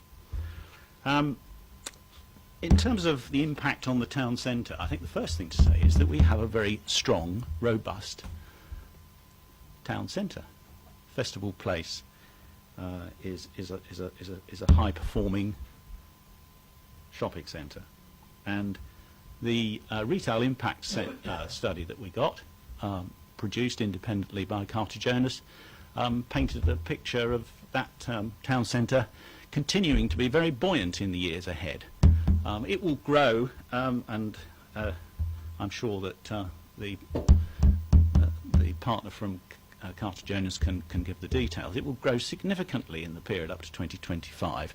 It may not grow quite as much as it would have done because of the impact of a designer outlet centre, but we're talking about some pretty impressive growth projections for our town centre. Things are looking very favourable in that regard. The other thing I mention is that, we're clear about this in our discussions with New River, that what the designer outlet centre will do in many ways is complement the town centre. The type of retailers that will want to go to the designer outlet centre, as a rule, do not want to go to places like Festival Place. And we as a landlord will continue to have influence over these things. We can make sure that we look after the interests of the town centre. And I'm actually sort of rather excited about what the prospects may be, because unusually for a designer outlet centre it would be quite close to the town centre, and I think there's great opportunities for us to put in measures to encourage visitors to the town centre, visitors to the leisure park, to go to the town centre, because they wouldn't normally have come here. You know, we're talking about some 6 to 8 million visitors coming to Basingstoke who wouldn't normally have come here. Tourists who say, they might say, as Ian Smith said, they might like to spend a few days here and wander around the town and spend money in the town centre. So let's not swallow this argument that we get consistently from the Labour group that everything any change is to be prevented and is a negative thing. Yeah, hang on, wait a minute, wait. Hang on, wait, I will. It's. I'm sorry, Chair, that is an utter misleading lie, and if you retract it, Before you do that, can we do the 9:30 discussion, else we aren't a meeting? No, So, Chair, I will not let that go. He keeps peddling it, and I will not allow it to go. The Labour group are as equally in favour and support of Basingstoke in every way, shape and form, and for you to say otherwise is disgraceful in your cabinet role. So retract your statement, Councillor Isaac. It's wrong. That's not what I hear. Okay. Then I suggest you change your hearing aids. It's disgraceful what you said in that respect. Hear what it's saying, sir. Councillor Hear what we're Harvey, saying.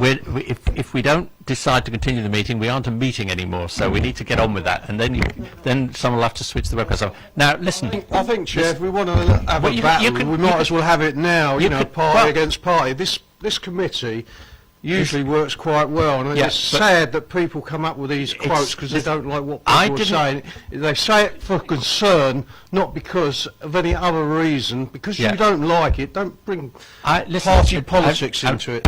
I'm not trying. All I'm saying is the Constitution says that the meeting ends at 9:30 unless we vote to continue it. So, if you want to continue this, which I think you do, and I want to, let's decide how much longer we're going on for. Now, we have to allow 5 minutes at the end to discuss our work programme. We then have the paper on the local infrastructure fund review, which we've already had a very long debate on, before.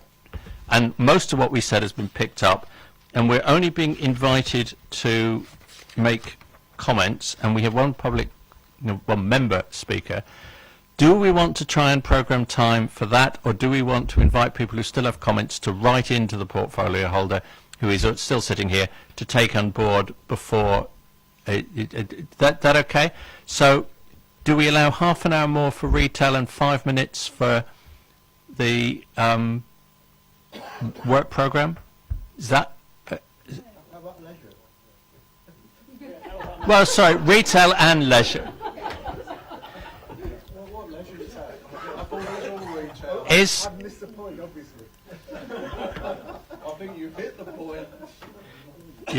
Anyone who wants to leave before the end is welcome to, but is that okay? So we would finish no later than 10 past. Does that? I'm not trying to curtail today. Half an hour more on this sounds like a fair time to me. Are you suggesting Well, if we don't finish by 10 past, that we defer the meeting? Reconvene? I don't think we reconvene. I think the meeting ends. Isn't that the Constitution?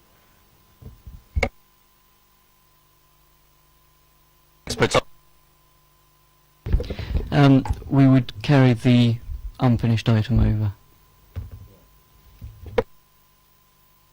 Well, no, carry over means the next meeting. So we need to get it through tonight. That's because Cabinet are going to be meeting before our next meeting. Well, yeah, unfortunately, that's not the way the Constitution works. We have to decide now how much longer we're going to allow. Is that right?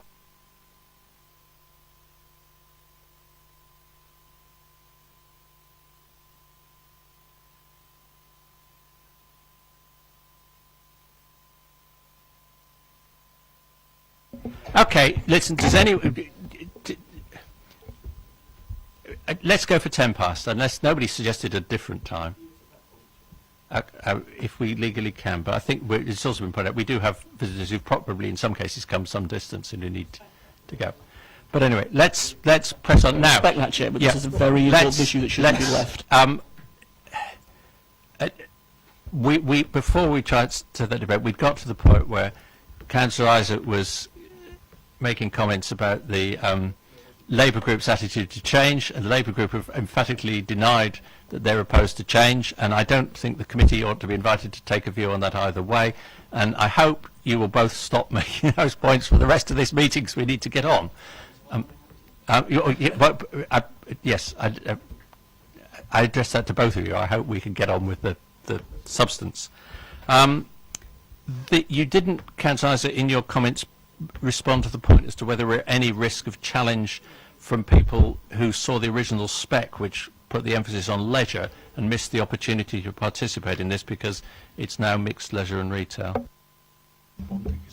No. Well, if I can refer you to the report, it covers that in 8.2. It says that advice has been sought from the council's external lawyers, Bond Dickinson. They advised that the original procurement was very broad and that any bidder could have considered a wide mix of uses. As such, the current proposals are considered to be within the original procurement scope. Okay, thank you. That's a clear answer. People may still want to comment on it, but it's at least a clear answer. Now, we're on questions on, I mean, there's, Councillor Harvey, do you mind if I let Councillor Hussey go first and then... Yeah. I've got one question which is very brief.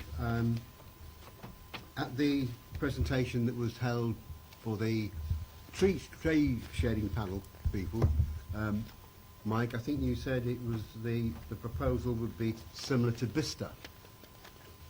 Earlier this evening, Councillor Isaac said similar to Swindon, and I see them quite different in the markets that they attract and the brands. Which one is correct? I think it would be very difficult to recreate Bicester. Bicester has taken a long time to get to that stage. I think probably it will be appropriate, I think, to pass, perhaps get Dr. Norris just to sort of talk this through a bit, because I think an understanding of the evolution and growth of designer outlet centres would be helpful.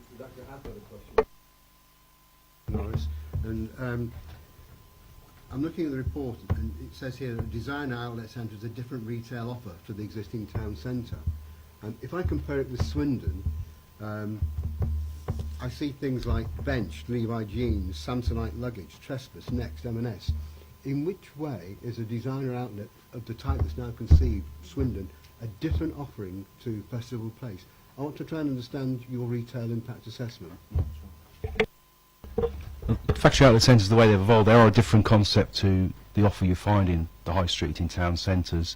Factory outlets, they sell end-of-line goods, run-on, end-of-season stock. So they don't sell the full range of goods that a town centre store would sell. It's very much, and it's discounted as well. Normally there's a discount of 30 to 60%. So it's not the goods that you'd buy in the town centre, the new range of goods. It's very much last season's or the seasons before. So that's how it differs, and that's how in terms of controlling that as well, what's being proposed. Factory outlet centres aren't open A1.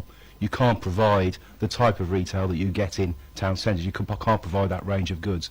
There are very specific conditions around the type of goods you can sell, and conditions specific to factory outlets about them being end of line and also discounted to an amount as well, be it 30, 60%. second one. There would be some loss of trade from festival places, my understanding, albeit that you've identified a very small percentage. But we've also heard that we're hoping that there'll be trips from the proposed retail park bringing people into town.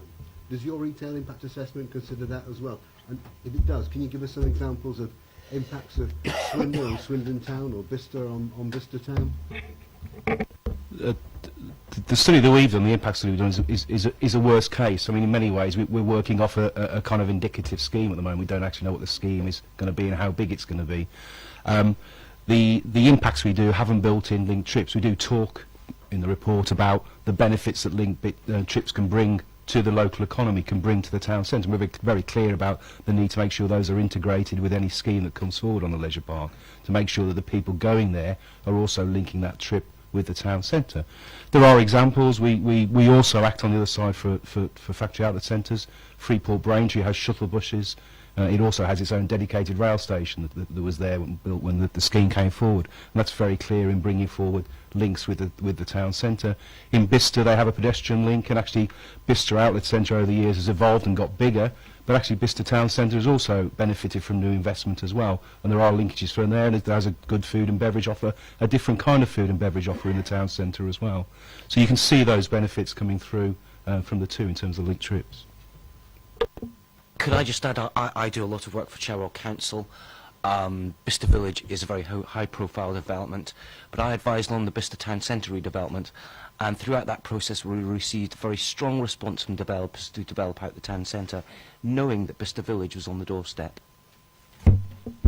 Can I just, Maurice, I'm going to continue this Swindon-Bicester comparison, because we were definitely being told earlier that this was aimed to get the upmarket brands, I don't think that was quite a word, that would be different from the brands that are in the town centre. And somebody asked the point, one of the visiting councillors, say, how would we guarantee that it stayed upmarket brands and didn't slip down market? Now we seem to be saying, actually, we'll attract, do come forward as well, we'll attract a lot of the same brands that are in the town centre, but with a different range of goods. So I do think they're different offers, and we would like to be clear which we're talking about. Okay, thank you, Chair. I think this is... We just need to swap microphones out. No. Apologies. Okay, can you hear me? Thank you, Chair. I think this is a really, really important point, actually. What we are aiming at here, let's to make this really clear, is what we define as a premium outlet.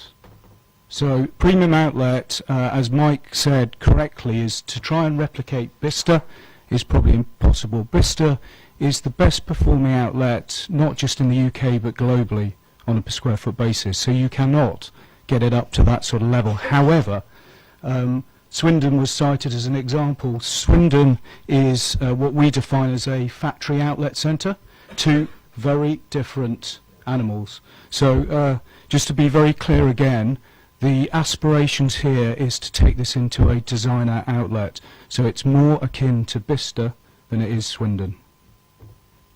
The question about how you would ensure it stayed that way rather than transferring from one to the other over time? I can answer that directly because cottage owners are involved in the planning of the Mill Green designer outlet village in Cannock, which recently was granted permission before Christmas and hasn't been called in by the Secretary of State.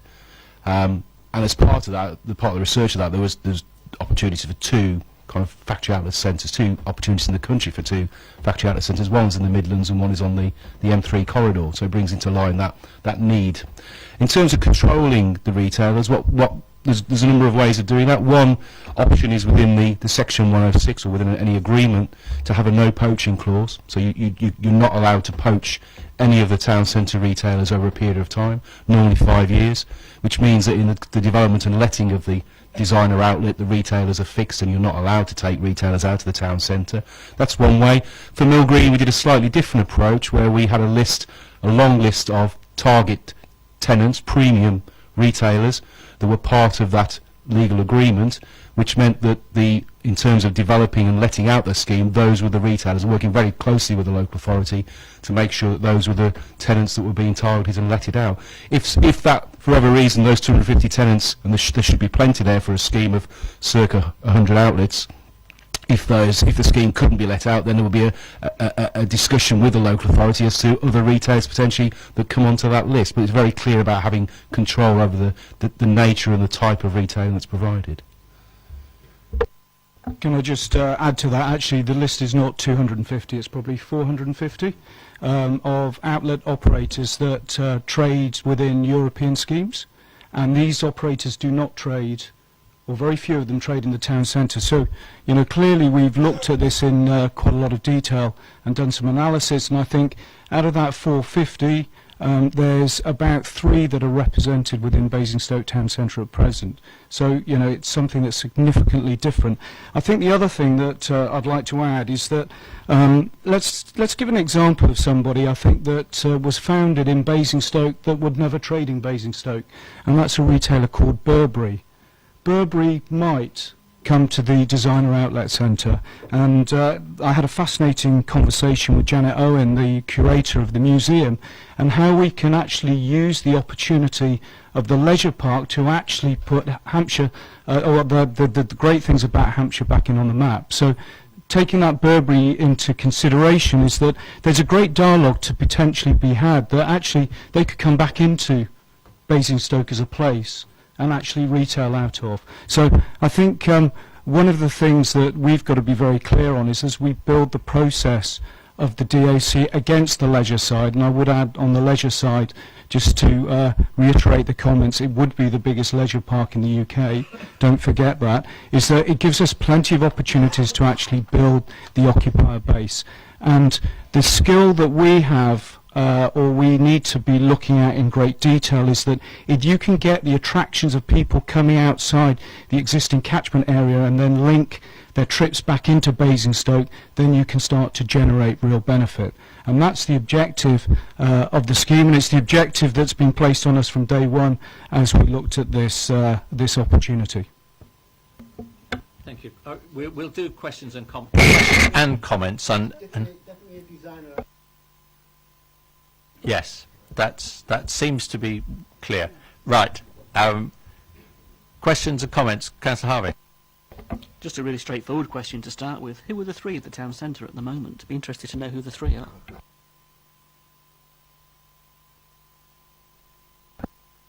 I can certainly come back to you on that, but the Gap, H&M, and Superdry.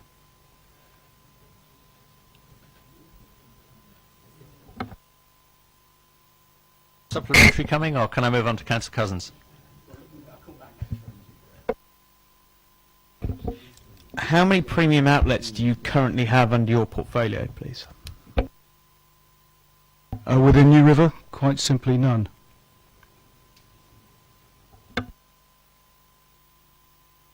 Questions or comments, because we need to keep moving. Councillor Harvey. In terms of the map, what I would just like to pick up was the experience of sitting in a presentation, standing in for one of my colleagues, actually, and Gavin's mentioned it this evening, and so's Ian. They were both at the same meeting.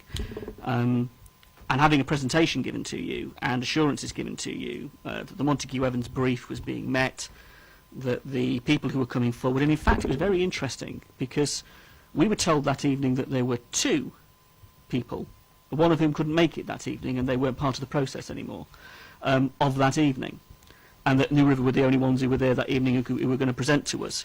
I found out today that in fact that company wasn't part of the process from March that year. So why we were told that evening that they weren't going to present to us that evening and that it was only New River who were coming in the room, I don't know, but it does beg the question of information and openness and transparency. The point I'm making is broader than that, though, because that presentation that evening was great around the leisure. I mean, we were sold on leisure. Leisure, leisure, leisure. We can do these things for you. Leisure, leisure, leisure, leisure. And you could understand members sat around the table raising concerns about accessibility and affordability, and we challenged them on the relationship for Basingstoke residents in regard to the leisure park, not just bringing people in as a regional centre. There was a whole range of good conversations that were had. To then go into a December meeting with a presentation that is so fundamentally different from where it was when the MAP was meeting, I found quite shocking, actually. And it just, you know, the clue's in the name, New River Retail. I should have realised it at the time. The clue's in the name, New River Retail. And the fact that they set up the New River Leisure bit at the time, you know, to facilitate this in the way that the company is set up. What struck me and concerns me is the report. And to be fair to our consultant, you know, you've done a good job in terms of presenting the report and the concerns that we should take seriously. Because you talk about a £30 million hit on the town centre. And you talk about the criticalness of linked trips, but then we hear that, well, people will go there and they won't go to the town centre. We've heard two completely conflictual statements this evening on the behaviour of shoppers and the behaviour of people, because we're calling them one thing in one breath and we're talking about them as something different in another. You know, what is the beast we are actually talking about here? And I don't believe for one moment, Chair, in all honesty, that if you've got an empty retail unit, someone's going to sit on it until a premium outlet element comes along. And the three you've just mentioned, if I could just finish on this, for you asking for comments, Gap, H&M and Superdry are actually pretty critical anchor stores if you think about Festival Place. You take them out of Festival Place, which would be fascinating to see their reaction to this in the context of this, and you will damage Festival Place even more. They are key stores to our town centre. No matter all the blurb, and no matter all that's been said, Chair, I am still not convinced. And we note that, although what the point that was clearly made was that even if we had Gap in both places, they would be selling very different ranges in both places. So we must know. Just to say, I've been pointed out that it would be very helpful to focus on the retail impact assessment, because Mr. Norris, Dr. Norris, is here tonight, but not regularly here. We may see New River again. We expect we will see New River again, but this is one night only. So, Councillor Goldie, you wanted to go. Thank you. I suppose I'm speaking as one of the very few people around this table that might actually enjoy retail outlet shopping.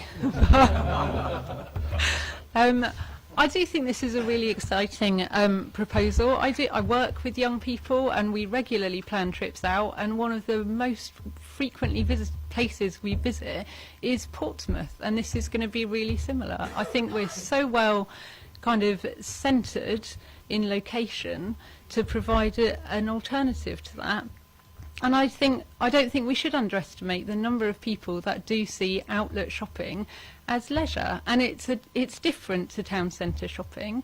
You know, you plan a day trip to Bicester or to Portsmouth, and you go and you have lunch, and it's very different to popping into town and doing your weekly shop, or doing household shopping. And I also want to highlight that we are doubling our leisure facilities in this. I think that's brilliant. I think that's really exciting for Basingstoke. I think that's going to provide the best for our residents. And I don't think we should kind of throw that away because it comes with a different shopping benefits that will fund it. Councillor Bound. I just wanted to pick up on Councillor Golding's points, really. Again, as somebody who takes young people on different trips, it frustrates me no end that if I want to take a group of people on a climbing wall, the best climbing wall is in Reading. It frustrates me no end if I want to take them to do survival or high adrenaline activities, I have to take them to places like Andover. I pick up specifically on one thing that was said following the presentation from New River. I went straight over them. So how do you make an indoor skate park work? Because that's one of the things our young people in Basingstoke have been crying out for many years. So I did some research and spoke to some young people in the communities that I work in. And interestingly, of course, they would indeed be prepared to pay, because currently they'll get on the train to Waterloo and they'll go to the South Bank because that's the best place to go, and they're paying a ticket for the train. And I think it's this part about affordability. Let's not also pretend, one of the things that struck me the most from the presentation that we had, as far as the all members presentation, was that Basingstoke is a net loser as far as retail spend. People are already buying these designer items from stores in places like Reading, in large stores that have designer concessions in them. And actually, I suspect we're talking about two different types of animals. Those visitors who may well come to Designer Outlet Centre, but hopefully we're also talking about local residents who will not go to Reading, who will spend their designer money in Basingstoke, and also will then decide to spend their money on stores that potentially wouldn't be in the Designer Outlet Centre, so places like Next, Marks and Spencer's in town. and I'm absolutely convinced that it's the right thing to do as far as the massive improvement in the leisure park and doing the right thing for absolutely something which may be a short-term disadvantage for our town, but the evidence seems to be there that there is long-term benefit for our residents, for our leisure activities, and for our overall retail offer. I'm sure we're not going to get unanimous agreement that we welcome the retail element of this tonight, but is there anything we specifically want to ask about the retail impact assessment or further work? That this is still only an interim thing. There will be a more detailed preliminary report. Yeah, and when are you likely to be doing the final one? For assuming Cabinet decide, if Cabinet decide to go ahead with New River. Sorry, this is a preliminary report to inform these discussions, this debate. There is, as the process goes forward, a report that the applicants will produce, New River will produce, in support of their scheme, which will be a full retail impact. Okay, so it might or might not be you. It may or may not. I've been advising Basingstoke since 2008 on retail and town centre issues, but yep, it may not be me. So is there anything? I mean, clearly we will expect a retail impact assessment with any planning application to be thorough and to well, it'll have to be, because you've got to get over the policy hurdle that it's contrary to planning policy to do that. So you'd have to establish that. I mean, is there anything specific that we want to say, Councillor Hussey?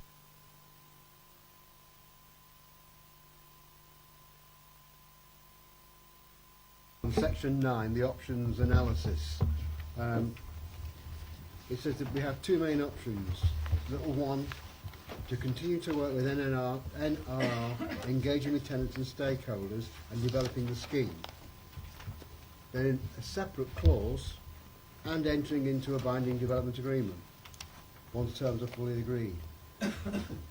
Do we develop the scheme before, as a separate phase, and then determine whether to enter into a binding development agreement? Are they two separate elements, or is that all part of one phase? I'll try and explain as best I can. In essence, the next step would be having conversations with all the individual tenants on the leisure park. We've already met them once, had conversations, but I think there's a further conversation around the more holistic scheme. So there will inevitably be some changes. There will come a point where there's enough certainty to enter into a development agreement, so you've tied it down, but it will not be a specific list, a specific plan that says this is exactly what we're going to do. So a development agreement will have parameters around it to actually assess that we're all getting what we expected out of the deal. There will still be an element of flex, because quite a lot of tenants will not sign up to get planning permission, for example. They may have expressions of interest and they may be quite keen, but they won't sign up on the dotted line until you have planning in place. So it's kind of evolutionary, but you've got to get to a point where it's sufficiently certain you're comfortable with it.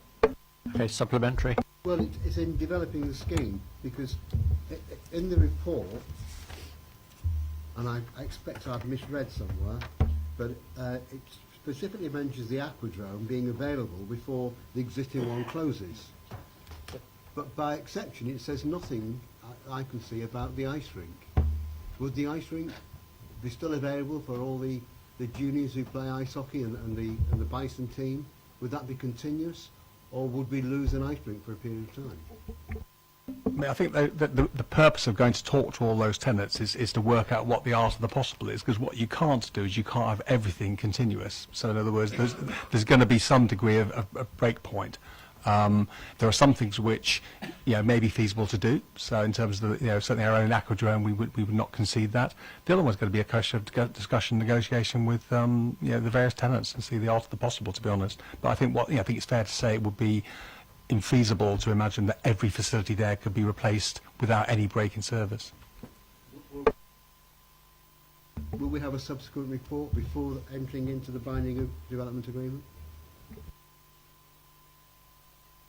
Might I just respond on the matter of the ice rink, just to give members some comfort there?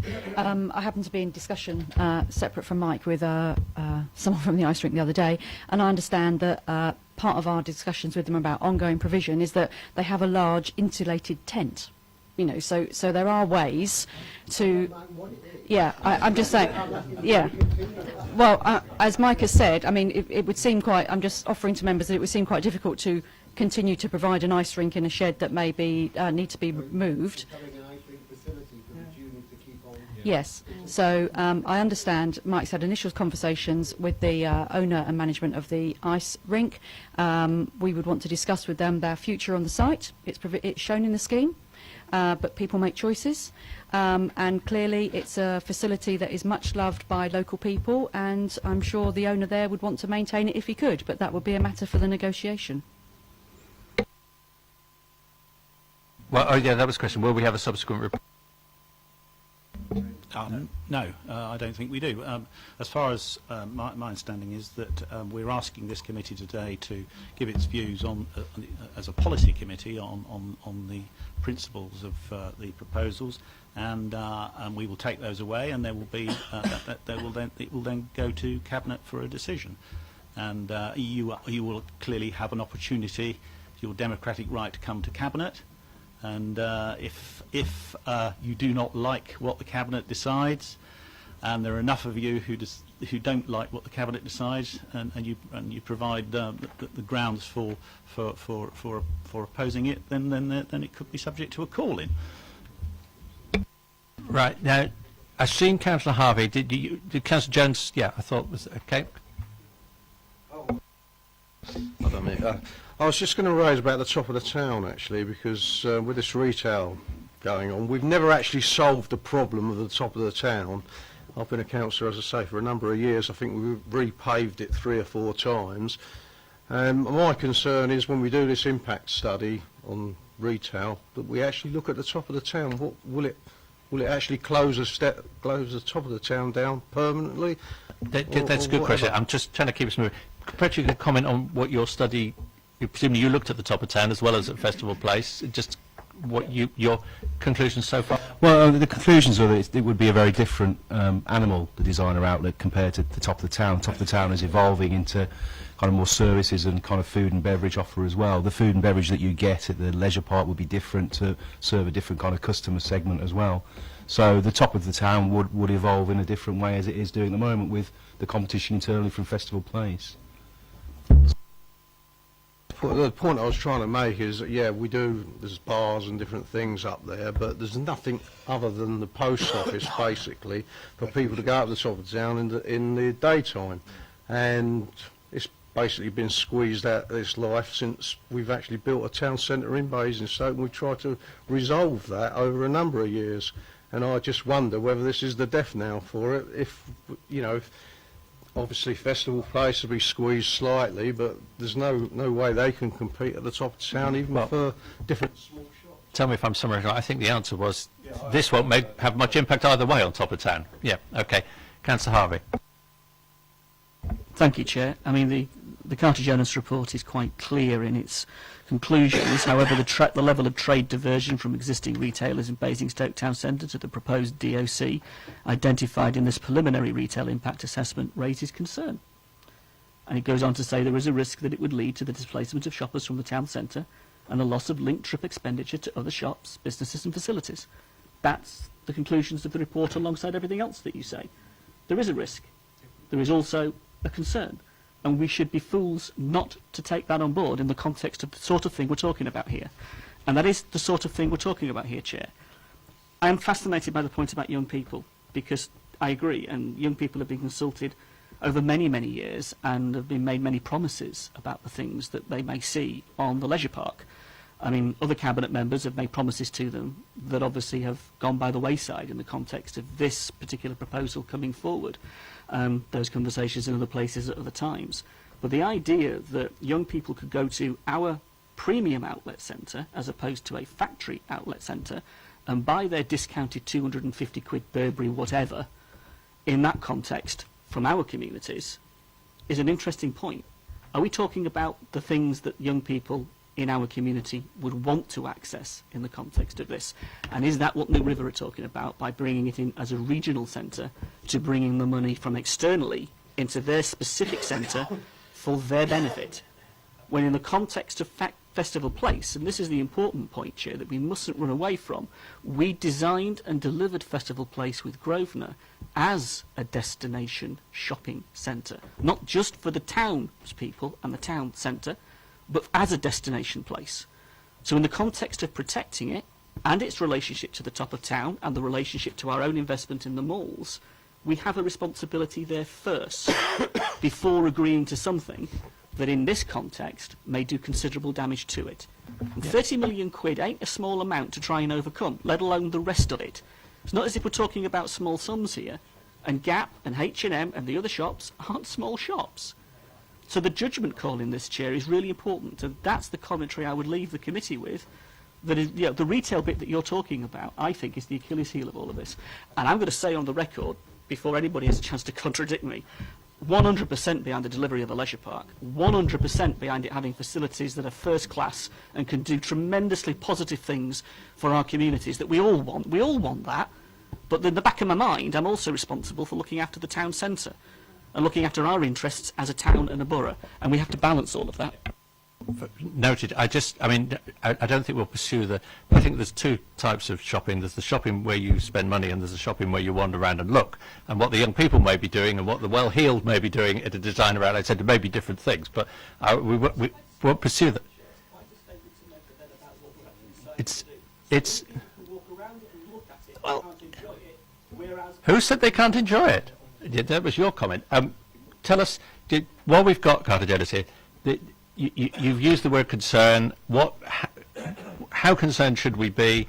What could you tell us about the further work that needs to be done to provide the reassurance that the impact on the town centre? I mean, are we saying there's likely to be a negative impact, or there's a negative impact that might be outweighed by a positive impact from new people? Well, I think I did say there's a worst case impact scenario that's been run here. We haven't looked at the benefit that the designer outlet can bring to the town centre if there are good linkages between the two, so that you ensure that people who are going there, and there'll be new visitors there as well, new tourists. Designer outlet centres attract a high proportion of tourists and visitors, particularly with hotels, so they won't be going there necessarily just for the day, but they'll be staying over. And it's to ensure that the town centre can attract some of those as well. The type of shopper as well that goes to designer outlets is very different. They might go 3-4 times a year, whereas those using the town centre will visit more regularly as well.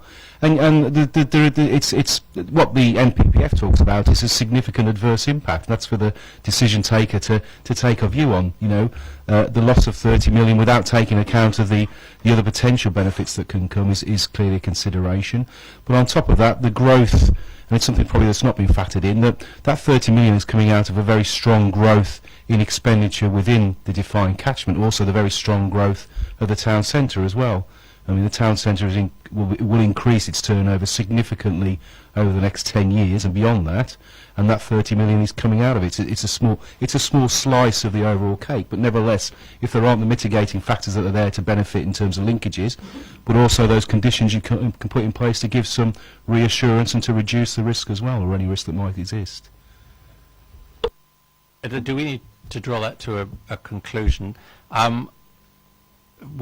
I think probably the best we can minute is a number of, well, we're all concerned that this does not, I'm trying to find the right word, damage the town centre or any of the other retail outlets. And we recognise, the majority of us, I think, at least recognise this will be tested through the planning situation. And yeah, well, I don't want to go down that one at the moment for reasons. I'll tell you, but we need to record that some councillors wish to put on record their opposition to the scheme if it includes a outlet centre. What do you want to call it, Bridget? Designer outlet centre. I mean, the minority will want that put on the record. So as long as we're clear that, okay, is everybody content with that? Yes, Kazasi.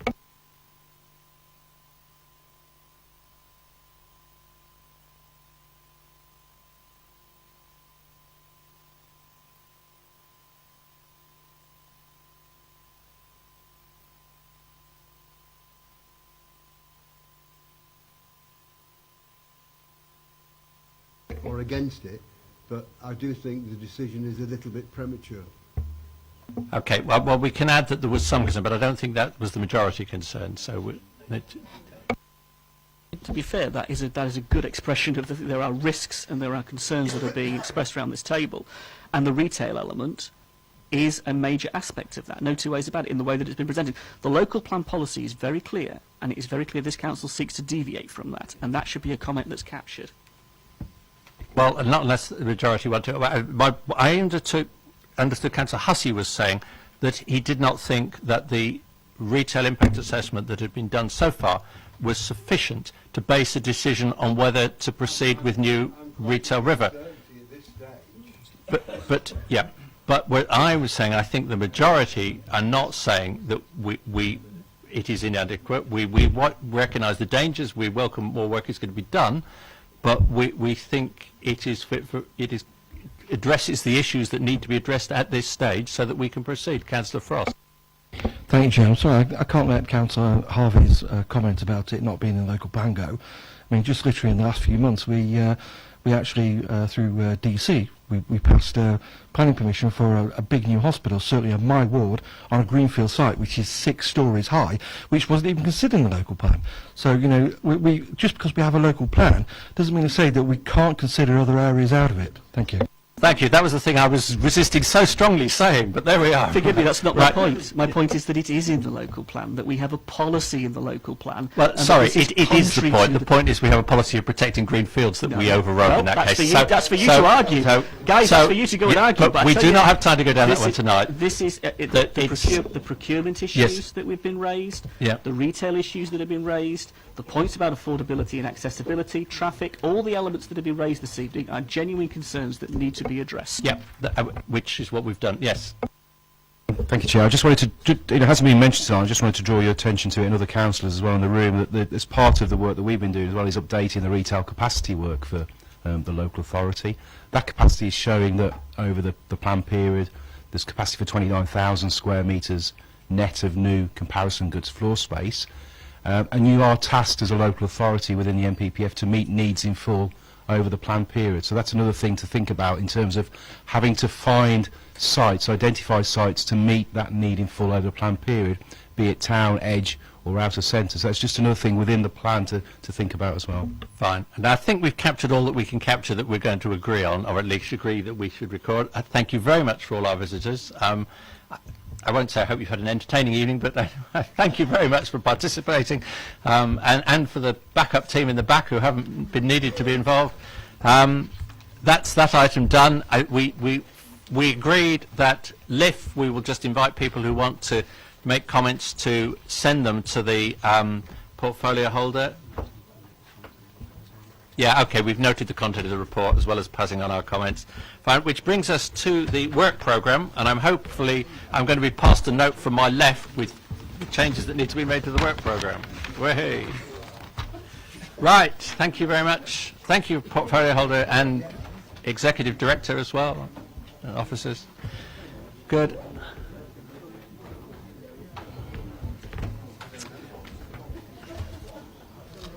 Right, okay, just briefly, work programme, guys.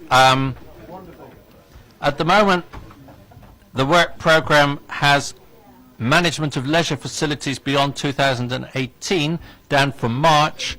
Officers have asked us to defer that to 8th of June because there's more work being done that won't be ready for March. So management leisure facilities will go to June, which just leaves at the moment further discussion of mental health support for March. We had a very useful scoping group earlier this week, cross-party, at least across 2 parties, but others welcome in future. And I think we've got a lot of good ideas for things to make that a really useful evening. So we're inviting outside people to come and contribute. I'm looking forward to that. In terms of items to be timetabled, I think it's been clear that the food and garden waste will come back to us in the context of the scope of the retendering of the waste contract. We still don't know when the feasibility study and the viability of a youth hub in the town centre will come, because although we've done a lot of work, we're still waiting to know what HCC are planning to do about their funding, and that needs to be fed in. So I guess that might still make it for March, but that may well be June. We don't know when the Council Road Community Centre's feasible study is going to come back, but the Scoping Group on Neighbourhood Management asked for a report on Report It, which is the new function on our website where people can report things like graffiti and literature. So we've asked for a report in the summer. So I suspect, as I think we don't have a July meeting this year, that means September, but we'll leave it as to be timetabled at the moment, but that's probably coming in September. The shared plan for health and well-being is being reviewed, and in terms of fitting in with when the officers have done the initial work and are ready for our input, we will timetable that now for June, if you're okay with that. And the community investment strategy for the west of Basingstoke, which a number of us are on the map for that, I've been asked to put that on for June as well. So I'm not quite sure what we're being asked to discuss on that in June, but if you're okay, we'll put that on for June. So that'll be 3 items, 1 item for March, mental health support, 3 items for June, management of leisure facilities beyond 2018, shared plan for health and wellbeing, community investment strategy, and the 2 feasibility studies on the youth hub and community centres to be timetabled when they're ready. So once the study's done and before any decisions are taken, and Report It to be timetabled, but probably September. If that's okay, I declare the meeting closed at about 10:15. Thank you very much.